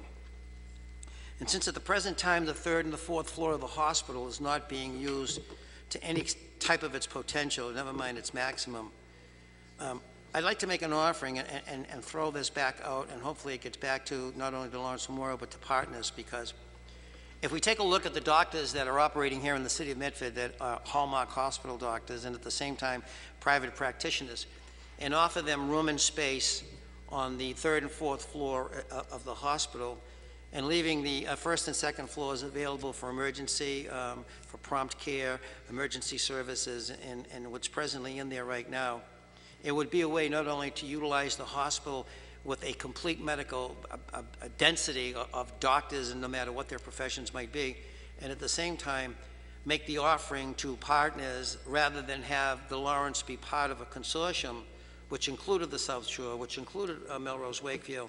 It could be an independent, isolated medical facility that the Partners Mass General would be willing to entertain, which would not have to go through any type of a consortium or a review or to go through a 48-page review. People don't realize that the Lawrence Memorial Hospital was in a profit-making position before this whole idea of this merger took place. And for the last few years, a lot of its finances and a lot of its profits have been carried over to the Melrose Wakefield.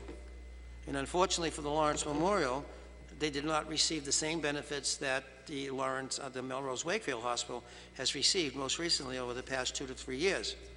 And that's maybe because the former president, who's no longer the president, who left the day after the deal didn't go through, did not have the same feeling toward the Lawrence Memorial as he had as being president over at the Melrose Wakefield.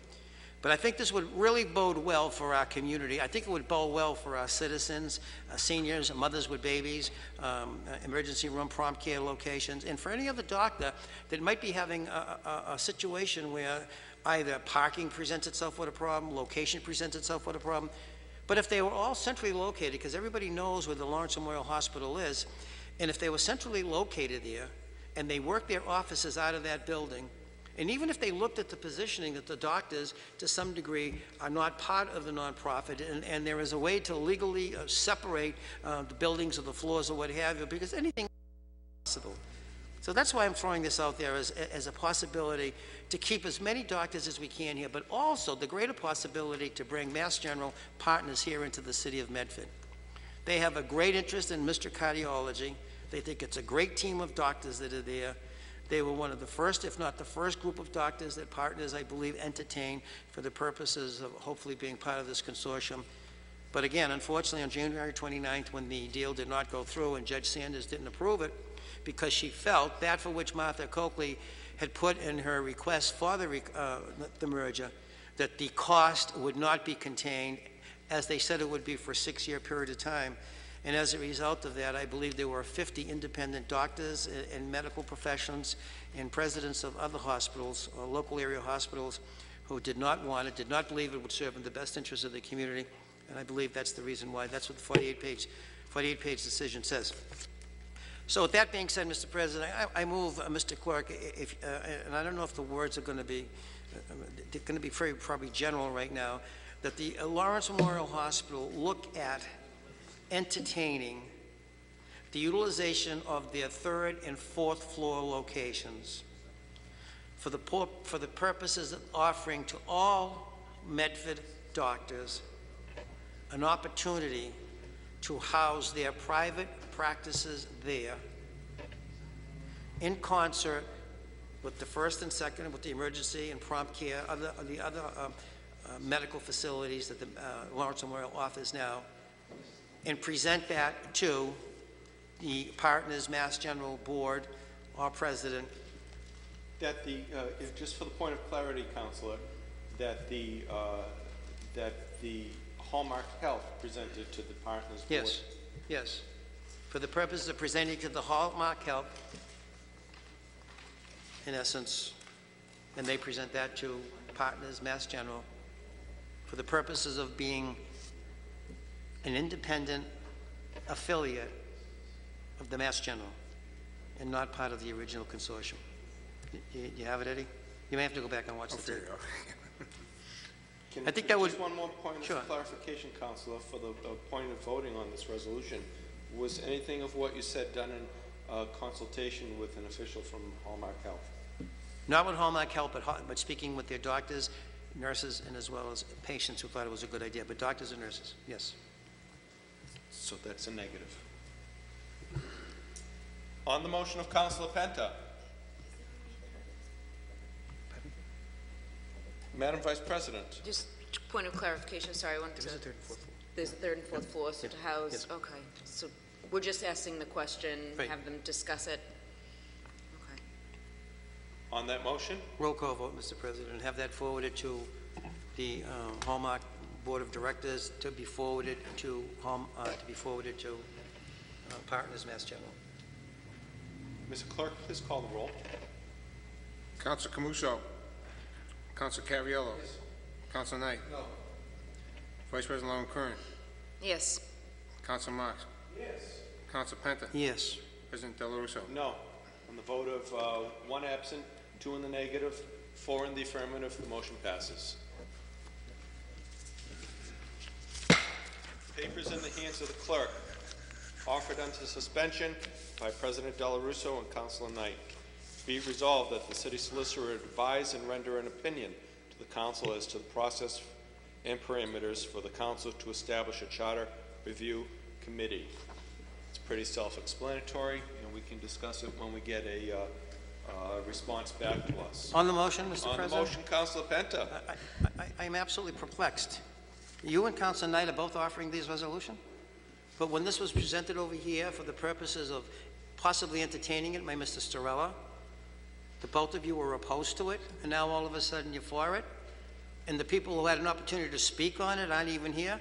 I respectfully request that I lay on the table, and anyone interested who might be watching can come next week to discuss this, because I think this is way too important of an issue to not have the public either be advised of it, but I'm just dumbfounded that people who are against it now want to get an opinion, when you didn't want to do it back then. We're just asking for an opinion. Well, and you we didn't, can but you discuss it refused, afterwards. but you refused the gentleman when he came before, though. So what changed your mind? Councilor Knight. Mr. President, I signed on to this resolution because I want to know what the process is. There are multiple processes. This council can do it. There can be a citizen-driven petition as well. I think it's important for the city clerk to come out and provide us with the parameters, which venue we can recommend people take, which direction people may want to go or may not want to go. If there aren't enough votes for it here in the council, at least people know what direction to go, Mr. President. So I see no problem bringing the resolution forward. There were citizens that came here and that asked this council to make a decision. At that point in time, I wasn't ready to support that. At this point in time, I am. I've done a little bit of homework. I've done a little bit of research on the matter, Mr. President. So I don't think that it's that outlandish. I don't think it's crazy. I don't think it's insane to bring this conversation topic forward. I don't think it's insane, crazy, or outlandish to ask for the question to be answered by our clerk, Mr. President. Point of information, Councilor Marks. I know Councilor Knight is new to the council, but this question has been brought up on several occasions, and I think some of the surprise is that there's been members of this council adamantly opposed to even looking at the city charter, let alone review it. So I think that's some of the surprise. I know you're relatively new to the council. Myself and other members of the council have supported this type of initiative and type of review and feel that it should be built into the city charter that calls for a periodical review of the city charter. So I think that's where some of the surprise comes in. I offered a resolution, I think it was 1.5 years, 2 years ago, and I won't speak out of turn, but the president at the time, Councilor Del Russo, said he has never had anyone approach him regarding the city charter and didn't see a need to even look at it. And that was, pretty close to a quote that he said. So I think some of us are concerned now because, when the mayor was in office, there wasn't the feeling by some members of the council to review the charter when the mayor was in power. And now all of a sudden the mayor is going by the wayside, and now all of a sudden these same members want to take a look at the city charter. So maybe they had an epiphany. Who knows? Maybe you did a good job debating. And good luck to them. But I've always been supportive of a charter review for years, and my record has always been one for looking at the city charter. It's the way the city government operates. Any paper that was developed 28 years ago, like any business plan, you wouldn't be in business too long if you had the business plan from 28 years ago. You have to change with the times. And so, hey, I welcome this, and I welcome to see how my colleagues that were once opposed to this move forward with this. And I too think that, figuring out what the process is and figuring out what direction we need to go in if we feel as though there are changes necessary is important. It's important for us to know, it's important for the people to know, and more importantly, I think with the change in administration, there is a certain sense of insecurity or a sense of maybe uncertainty and instability right now, and I think that if we're going to make the change, now's the time to do it. If things are changing, let's really take a long hard look at what's going on. Point of clarification. Point of clarification, Councilor Penta. Is the council saying that there is at present administration there was a security sense here, but now there is a sense of insecurity? I misspoke. Instability versus insecurity was the term that I meant to use, Councilor. Well, that's even worse. Well, you don't think that there's a sense of instability here in the community of Medford right now with the 28-year mayor that's resigning and going, not resigning, I'm sorry, retiring? Retiring. There are two good candidates that are going to be in the race over here, and, hopefully maybe the best woman will win, our man will win. But I really think the people of this community are smart enough to understand and to realize that when this issue has been brought up, as it has been brought up, and I really am going to respectfully ask my colleagues to lay it on the table so that way the people who are watching it can come next week and discuss it. And I think, Councilor Del Russo, you owe it to the public to come down from the chair and explain why you're putting this resolution on when you were wholeheartedly against it before, because this doesn't make any sense. You have to stand behind that for what you're proffering. You just can't turn around and put a resolution on and not tell the people why. This is such a huge, huge issue. You're talking about the community's charter that you were diabolically opposed to before. Now, all of a sudden, out of the clear blue sky, and I don't know who put this bug in your ear, to have this resolution come before the council. If you're that much for it, well, then why don't you just have the city solicitor come forward and just tell him, Mr. Solicitor, there seems to be a feeling in the community. Could you just come here and explain it? I don't know. I don't think you thought this up on your own, because that would be just too good to be true. The fact of the matter is, you sat there and you were against it. Same as he was, and same was Council Camuso. Mr. President, motion to withdraw. God. They moved that the paper lay on the table and allow the people to come next week who have an interest on this particular subject matter. You had an 80-year-old gentleman who was walking the streets. You basically embarrassed him and insulted him at the podium. No. No. Well, he said things were all right the way they were. To me, that's like saying... I'm not going to have you characterize my words, Councilor. Councilor Knight withdraws his name from the petition. I leave my name on it. I thought this was a good thing, Mr. President. I thought this was a good thing. I thought this was something that you know what I mean, It is a good thing, but I just want to know why. Why the change? We can work together. I think that the future is what we should be focused on as opposed to the past at this point in time. I think the motion to table should be withdrawn and that we should send it to the solicitor and then we can discuss it when it comes back to us. Why are you afraid to let people come and talk on it? I'm not at all. Well, then we'll have an answer and we'll discuss it then. Motion. Are you withdrawing your motion? No, there's people that want to talk on it. Let them talk. Is there a motion if it's what are you talking about? You were the charter thing. What is wrong? Is the motion to table withdrawn, Councilor? I'm not withdrawing it because If the motion is tabled, undebatable, okay, if it's motion is undebatable. tabled. All those in favor?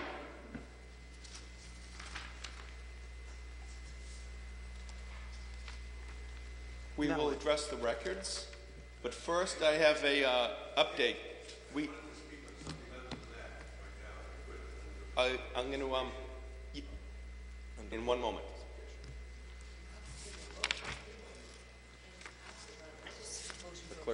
Motion for approval. All those in favor? Aye. All those opposed? Motion's tabled. The announcement for the budget hearings next week, I had hoped to receive the printed schedule from the mayor's office this evening. We just worked it out with Louise Miller this morning. However, that hasn't come to us yet. The plan is to begin next Tuesday, the 2nd of June at 5:30. In my note-taking, I failed to take down which departments we're going to take then. Then Wednesday the 3rd at 6 p.m. No, I take that back.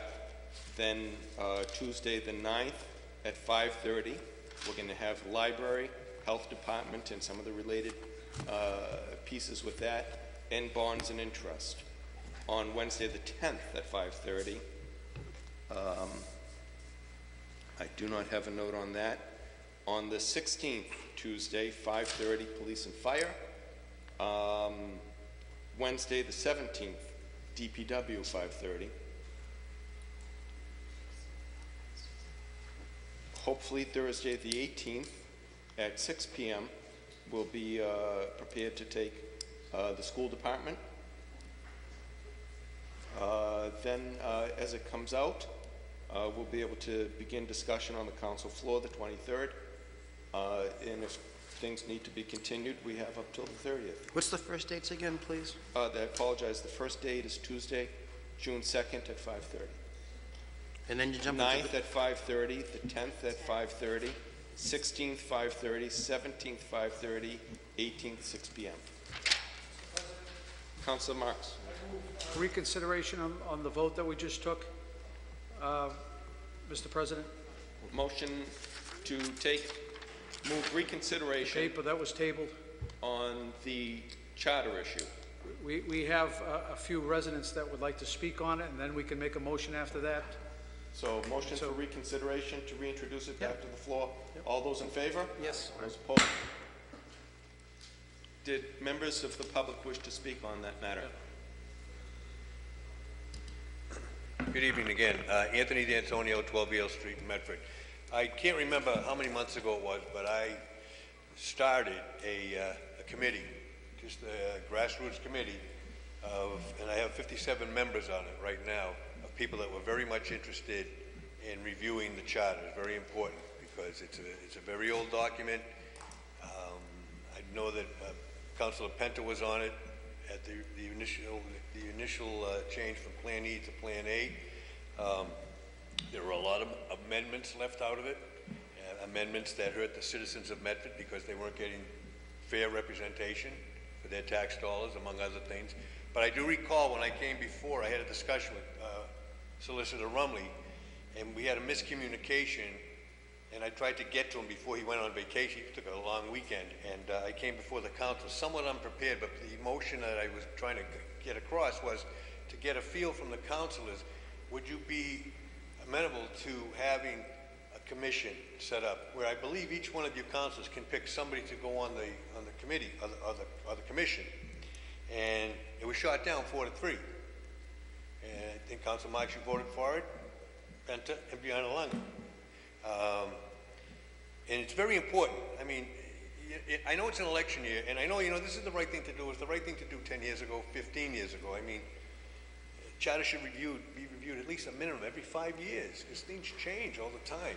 So I just wanted to get that straight. And there are a lot of people from that committee that I started.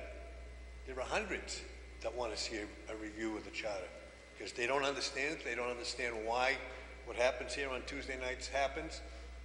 Why don't you have the authority to do this? Why do we spend this? Why do there need to be some changes? We need to have a balance of power. So there was a vote taken. And as I said, it got stuffed 4-3. So anyway, that's all I wanted to say. Please state your name and address for the record. Mario Martin of 18 Benton Road.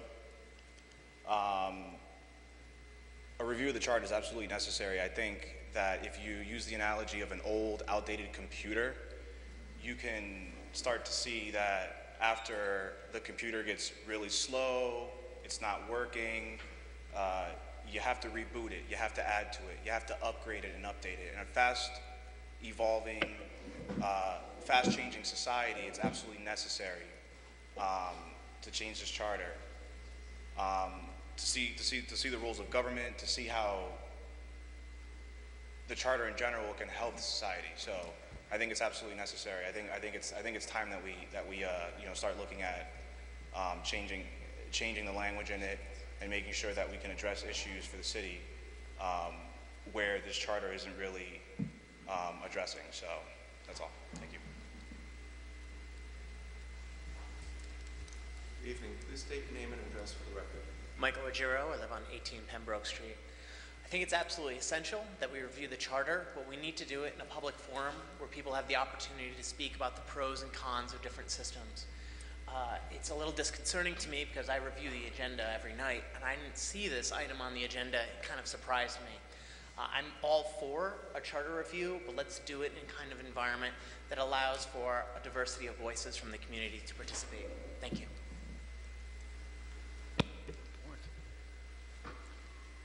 Is there a motion, Councilor Knight? If I could ask the folks involved with this charter review commission that's been put together, when the next meeting is? That was your commission. I'm meeting with City Solicitor Romley on Thursday. No, I'm talking about Mr. D'Antonio, actually, and to the committee that he was speaking about. Oh, commission. Yeah. This was Anthony D'Antonio, Yale Street. This was an ad hoc committee which came about because of the frustration of many citizens. This is not a, we don't have a charter. We just was a group of people that met. No, I just didn't know if you were meeting again in the near future. No, because what's happening now is because it's an election year and a lot of people busy with different things. And I have a couple of other avenues I've been, going down. I'm hoping that the next administrator, the next mayor in the city of Medford will understand that this needs to be done, and we'll go along with that. It's quite an operation to get this thing going. I think to go the signature way is 5,500 signatures. Then there's a process with this, that, and the other, and it takes a while. But as I said, councilors can vote a commission, I believe, if I'm not mistaken, can vote a commission to work on the charter, and it needs a lot of work. There's a lot of weak spots in the charter. Mr. D'Antoni, we've put some effort in and done some work on this, and, you know, having dealt with you, I know that it's going to be good work and it's going to be thorough. Would you be willing to share that information with the council once we get our response back from the solicitor as to what your notes reflect in meeting minutes and stuff like that from the charter? Yeah, we have... the ad hoc committee? We have some minutes of what we've done. Yeah, Sure. if you could share that with us, And that might be helpful in starting the conversation. Pretty much what we discussed was the need for the change in the charter, or the review of the charter, and not so much to besmirch the mayor or anything like that, because it's a very fine line when you're trying to work with somebody who's been mayor for 28 years and a charter that's been in existence from the year before he became mayor. So it's a fine line, because there's a lot of different opinions of everything and everybody out there. So, and that was difficult, because we shook out the people that just wanted to come in and lambaste the mayor. We didn't do that. And then, you know, so it's important. The goal was to get this city back in the And I don't think anybody behind this rail, I don't think anybody behind this rail is questioning your motives, sir. Councilor, your... Point of information. Madam Vice President. If I can recall too, when it was before the council a number of times, and the committee, your committee was started, Mr. Storella was Right. a big advocate, Capucci was a big advocate, and I think you had a lot of meetings and you did a lot of work, and then the council took that vote of 3-4, and everything kind of died down Yeah, after that. it So did. maybe now, if we can uniformly say we need to review the charter, we can move, you know, your committee and the city can move forward with, you know, reviewing the charter and seeing what needs to be changed in the future. Right. And as I said, it is a committee, ad hoc, and not a commission, not a duly registered. Citizens Committee. Thank you, Mr. D'Antoni. Just a point of... Is there a motion on the floor? Point of clarification to those... Point of clarification, Councilor. To those meetings, Tony, when we were at those meetings, one of the things that were brought up that was pretty much not clear, because a lot of people didn't go back to 30 years. When this whole change of government took place way back when, it wasn't just a one-option issue.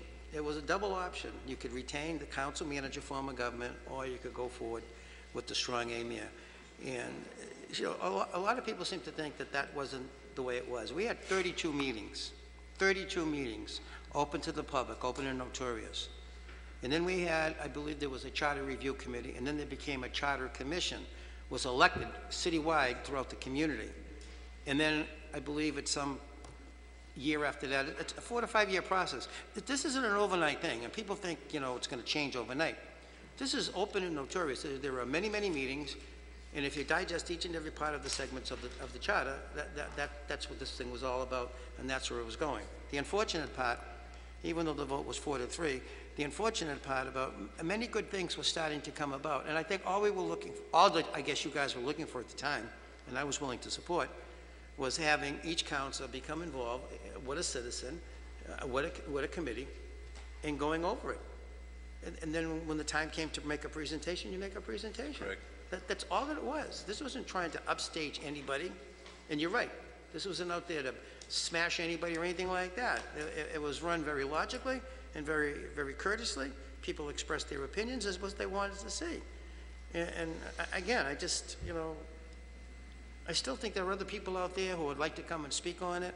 And just all due respect to my colleagues, I just ask that it lay on the table until next week, and at least that way there are people, if they want to come, they come. If they don't, at least they had an opportunity to know it's there. Through the chair to Councilor Penta, I do know the work that you did on the charter, because I read it and reread it and read it again. And I do know that they omitted some very important revisions, amendments, clauses in there that sort of shot a whole lot of holes for that charter back then on Plan A. And one of the things people have to need, there were 9 members on the commission. And just like the U.S. Constitution when it was passed, it was very marginal on each one of them. Mm-hmm. Many of them were 5-4, 6-3. There weren't many that were really overwhelming. So, and you're going to probably find this on this particular issue too. But you know something? This charter to be looked at today has got to be for the benefit of the citizens of tomorrow, for the people who are 20, 30, and 40 years old. I mean, we're at an age right now, you know, we're living within something that's already there. It's been established. But whoever the administration, and whoever the new council is going to be, your job isn't for today. Your job is where this city is going to be going for tomorrow. It's direction. And how are we going to enhance the vitality and rejuvenate this city to a point that's saying, hey, our government is working with us and it's moving forward with us.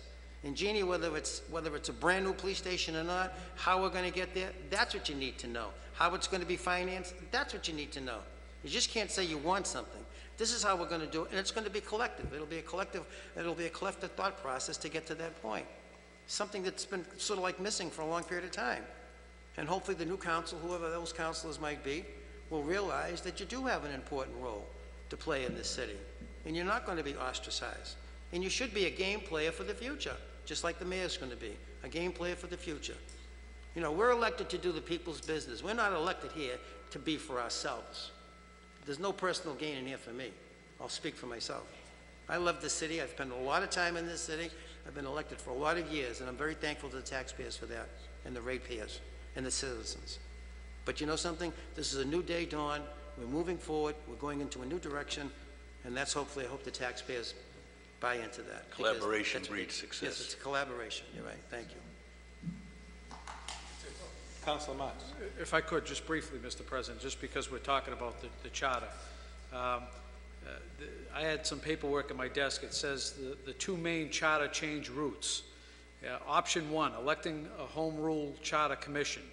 It says option 1 is an election of a home rule charter commission, which leads to what is often referred to as a home rule charter. A commission of 9 members may be elected to frame a charter or revise its present charter.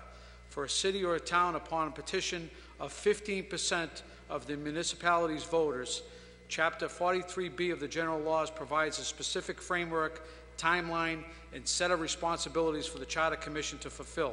The Commission has a maximum of 16 months to produce a preliminary report and a maximum of 18 months to produce a final report. The statute requires that 2 public hearings be held. Both the preliminary and the final reports must be printed and distributed.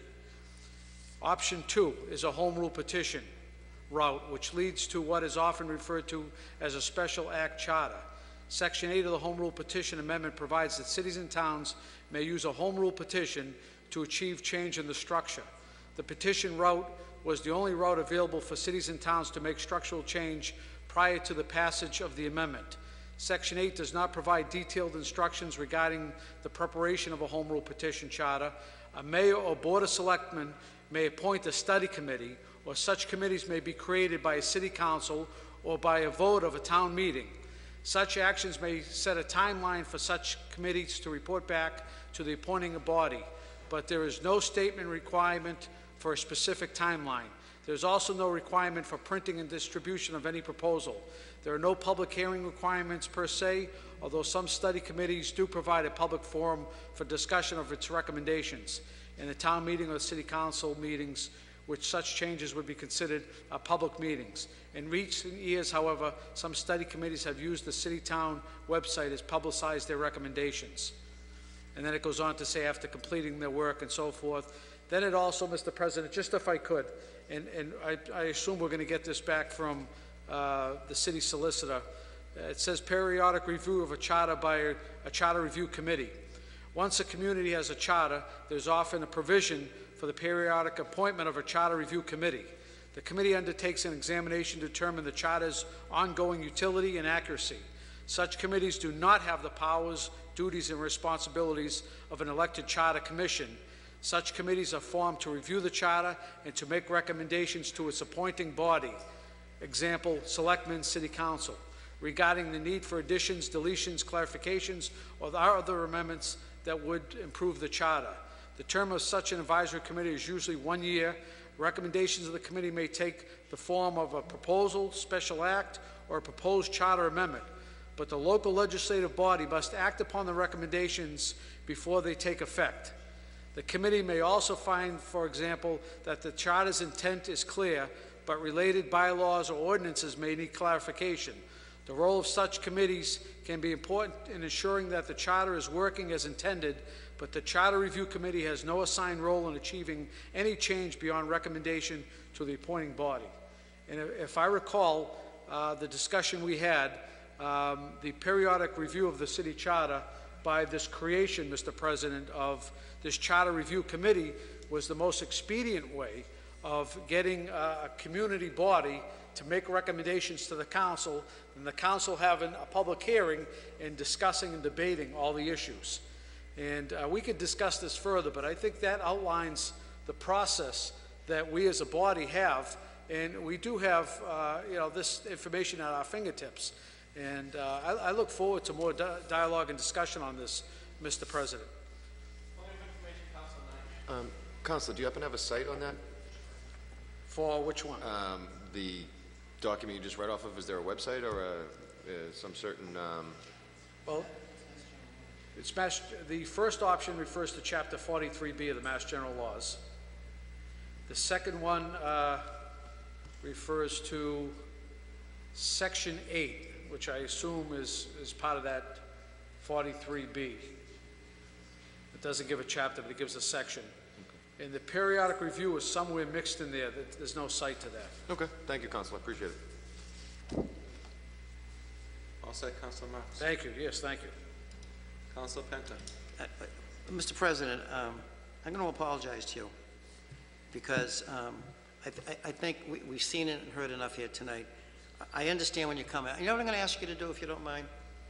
Would you just withdraw your motion and put it legitimately on the agenda for next week? And then that way it's open and notorious and then everybody can discuss it. Because I think it can accomplish the same thing, and at the same time, it's just such an important issue to have it come under suspension of the rules. I just think Can I explain Sure. why I did what I did? I put it in so we can get an opinion back from the solicitor, so therefore we could have a point of discussion that's an authoritative document before us. And I appreciate that. It was never my intention, Counselor, to eliminate, limit, prevent, or obstruct or obscure discussion on this. It was a beginning to get an opinion on how we go about this from the legal advisor to this council so we can begin the next steps. And I can appreciate that, but at the same time, it's the thing that makes this city run. It's its charter. And, and if it was on the agenda, there'd be I'd have no problem with it. I'm just, it just reflects me back to the 4-3 vote. You have to understand, you're on one position and I'm on another. But I think we're on the same page as far as getting an opinion, so that's what I'm saying. If you don't mind withdrawing it and just putting it on the agenda for next week, I would be more than happy with that, if that'd be okay. I see no reason why against asking for an opinion and still having a discussion once we get that. Well, because there are other people who were actively involved that might want to come and speak, and I want them to have an opportunity. Under suspension, it's not on the agenda, I understand that. I understand that because it came to mind over the long weekend, and I wanted to just get a legal opinion. But at the same time, Freddie, if I lay it on the table and it wins, it sits there for another week. But if it's on the agenda next week, it doesn't make any difference. At least it's open. People can see it. I'll withdraw it and place it on the agenda. Thank you very much. Thank you. I appreciate that. Motion is withdrawn.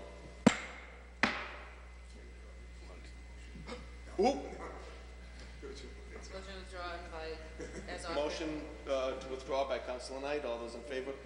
Those opposed? Before the records, Mr. D'Antonio would like to speak. Yes, I have a question for you all. I don't know if you're aware of this, but I was driving down Commercial Street the other day and I noticed the catch basin contractor dumping the contents of their truck in one of the bays at the DPW yard where we formerly leased the building over there. I don't know if we're still under the regulations, the rules and regulations of the lease. Have we bought it out? And if so, if that's listed as hazardous material, are we going to be responsible for that? I mean, I don't know what the catch basin consists of, dirt and rocks and all kinds of garbage. Over the weekend. Okay, good. All right. No, I was just concerned because it was very unsightly. So, okay, thank you. Thank you. It does smell bad. Are we still indebted to that? All right, thank you. The records of the May 19th meeting were passed to Councilor Marks. Councilor, how did you find them? To the records, Mr. President, find them to be in order and move approval.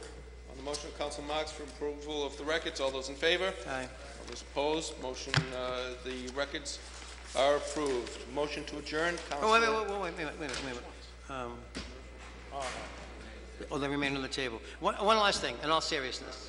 I want the council, my council colleagues to call me, because I am really impassioned about this issue regarding our charter, so I want to apologize to you, because if I just was looking at you as being probably a naysayer back then, and I can understand where you're coming from now. Same thing with Councilor Camuso. He was dead set against it, but that's beside the point. The fact of the matter is, you're the one that's standing up there, so I apologize, but I thank you for withdrawing, and I thank you for putting it on the agenda next week. To me, it's probably the most important thing that makes this city run. It's charter. Okay? Thank you, Councilor. You're welcome. Councilor Knight? Mr. President, I ask that when we adjourn in the memory of our deceased brothers and sisters from the Medford Police Department, Robert B. Corrado, Kenneth J. Hickey, Adrian L. Jean, Peter W. McGaffigan Jr., Christopher E. Sano, Thomas J. Walsh, and Sheila Richard. And they will be remembered at Mass when, 29th. Councilor? Friday the 29th at 9 a.m., Immaculate Conception Church, Malden. Thank you very much. On that motion, all those in favor? Aye. All those opposed? Motion is, the meeting is adjourned.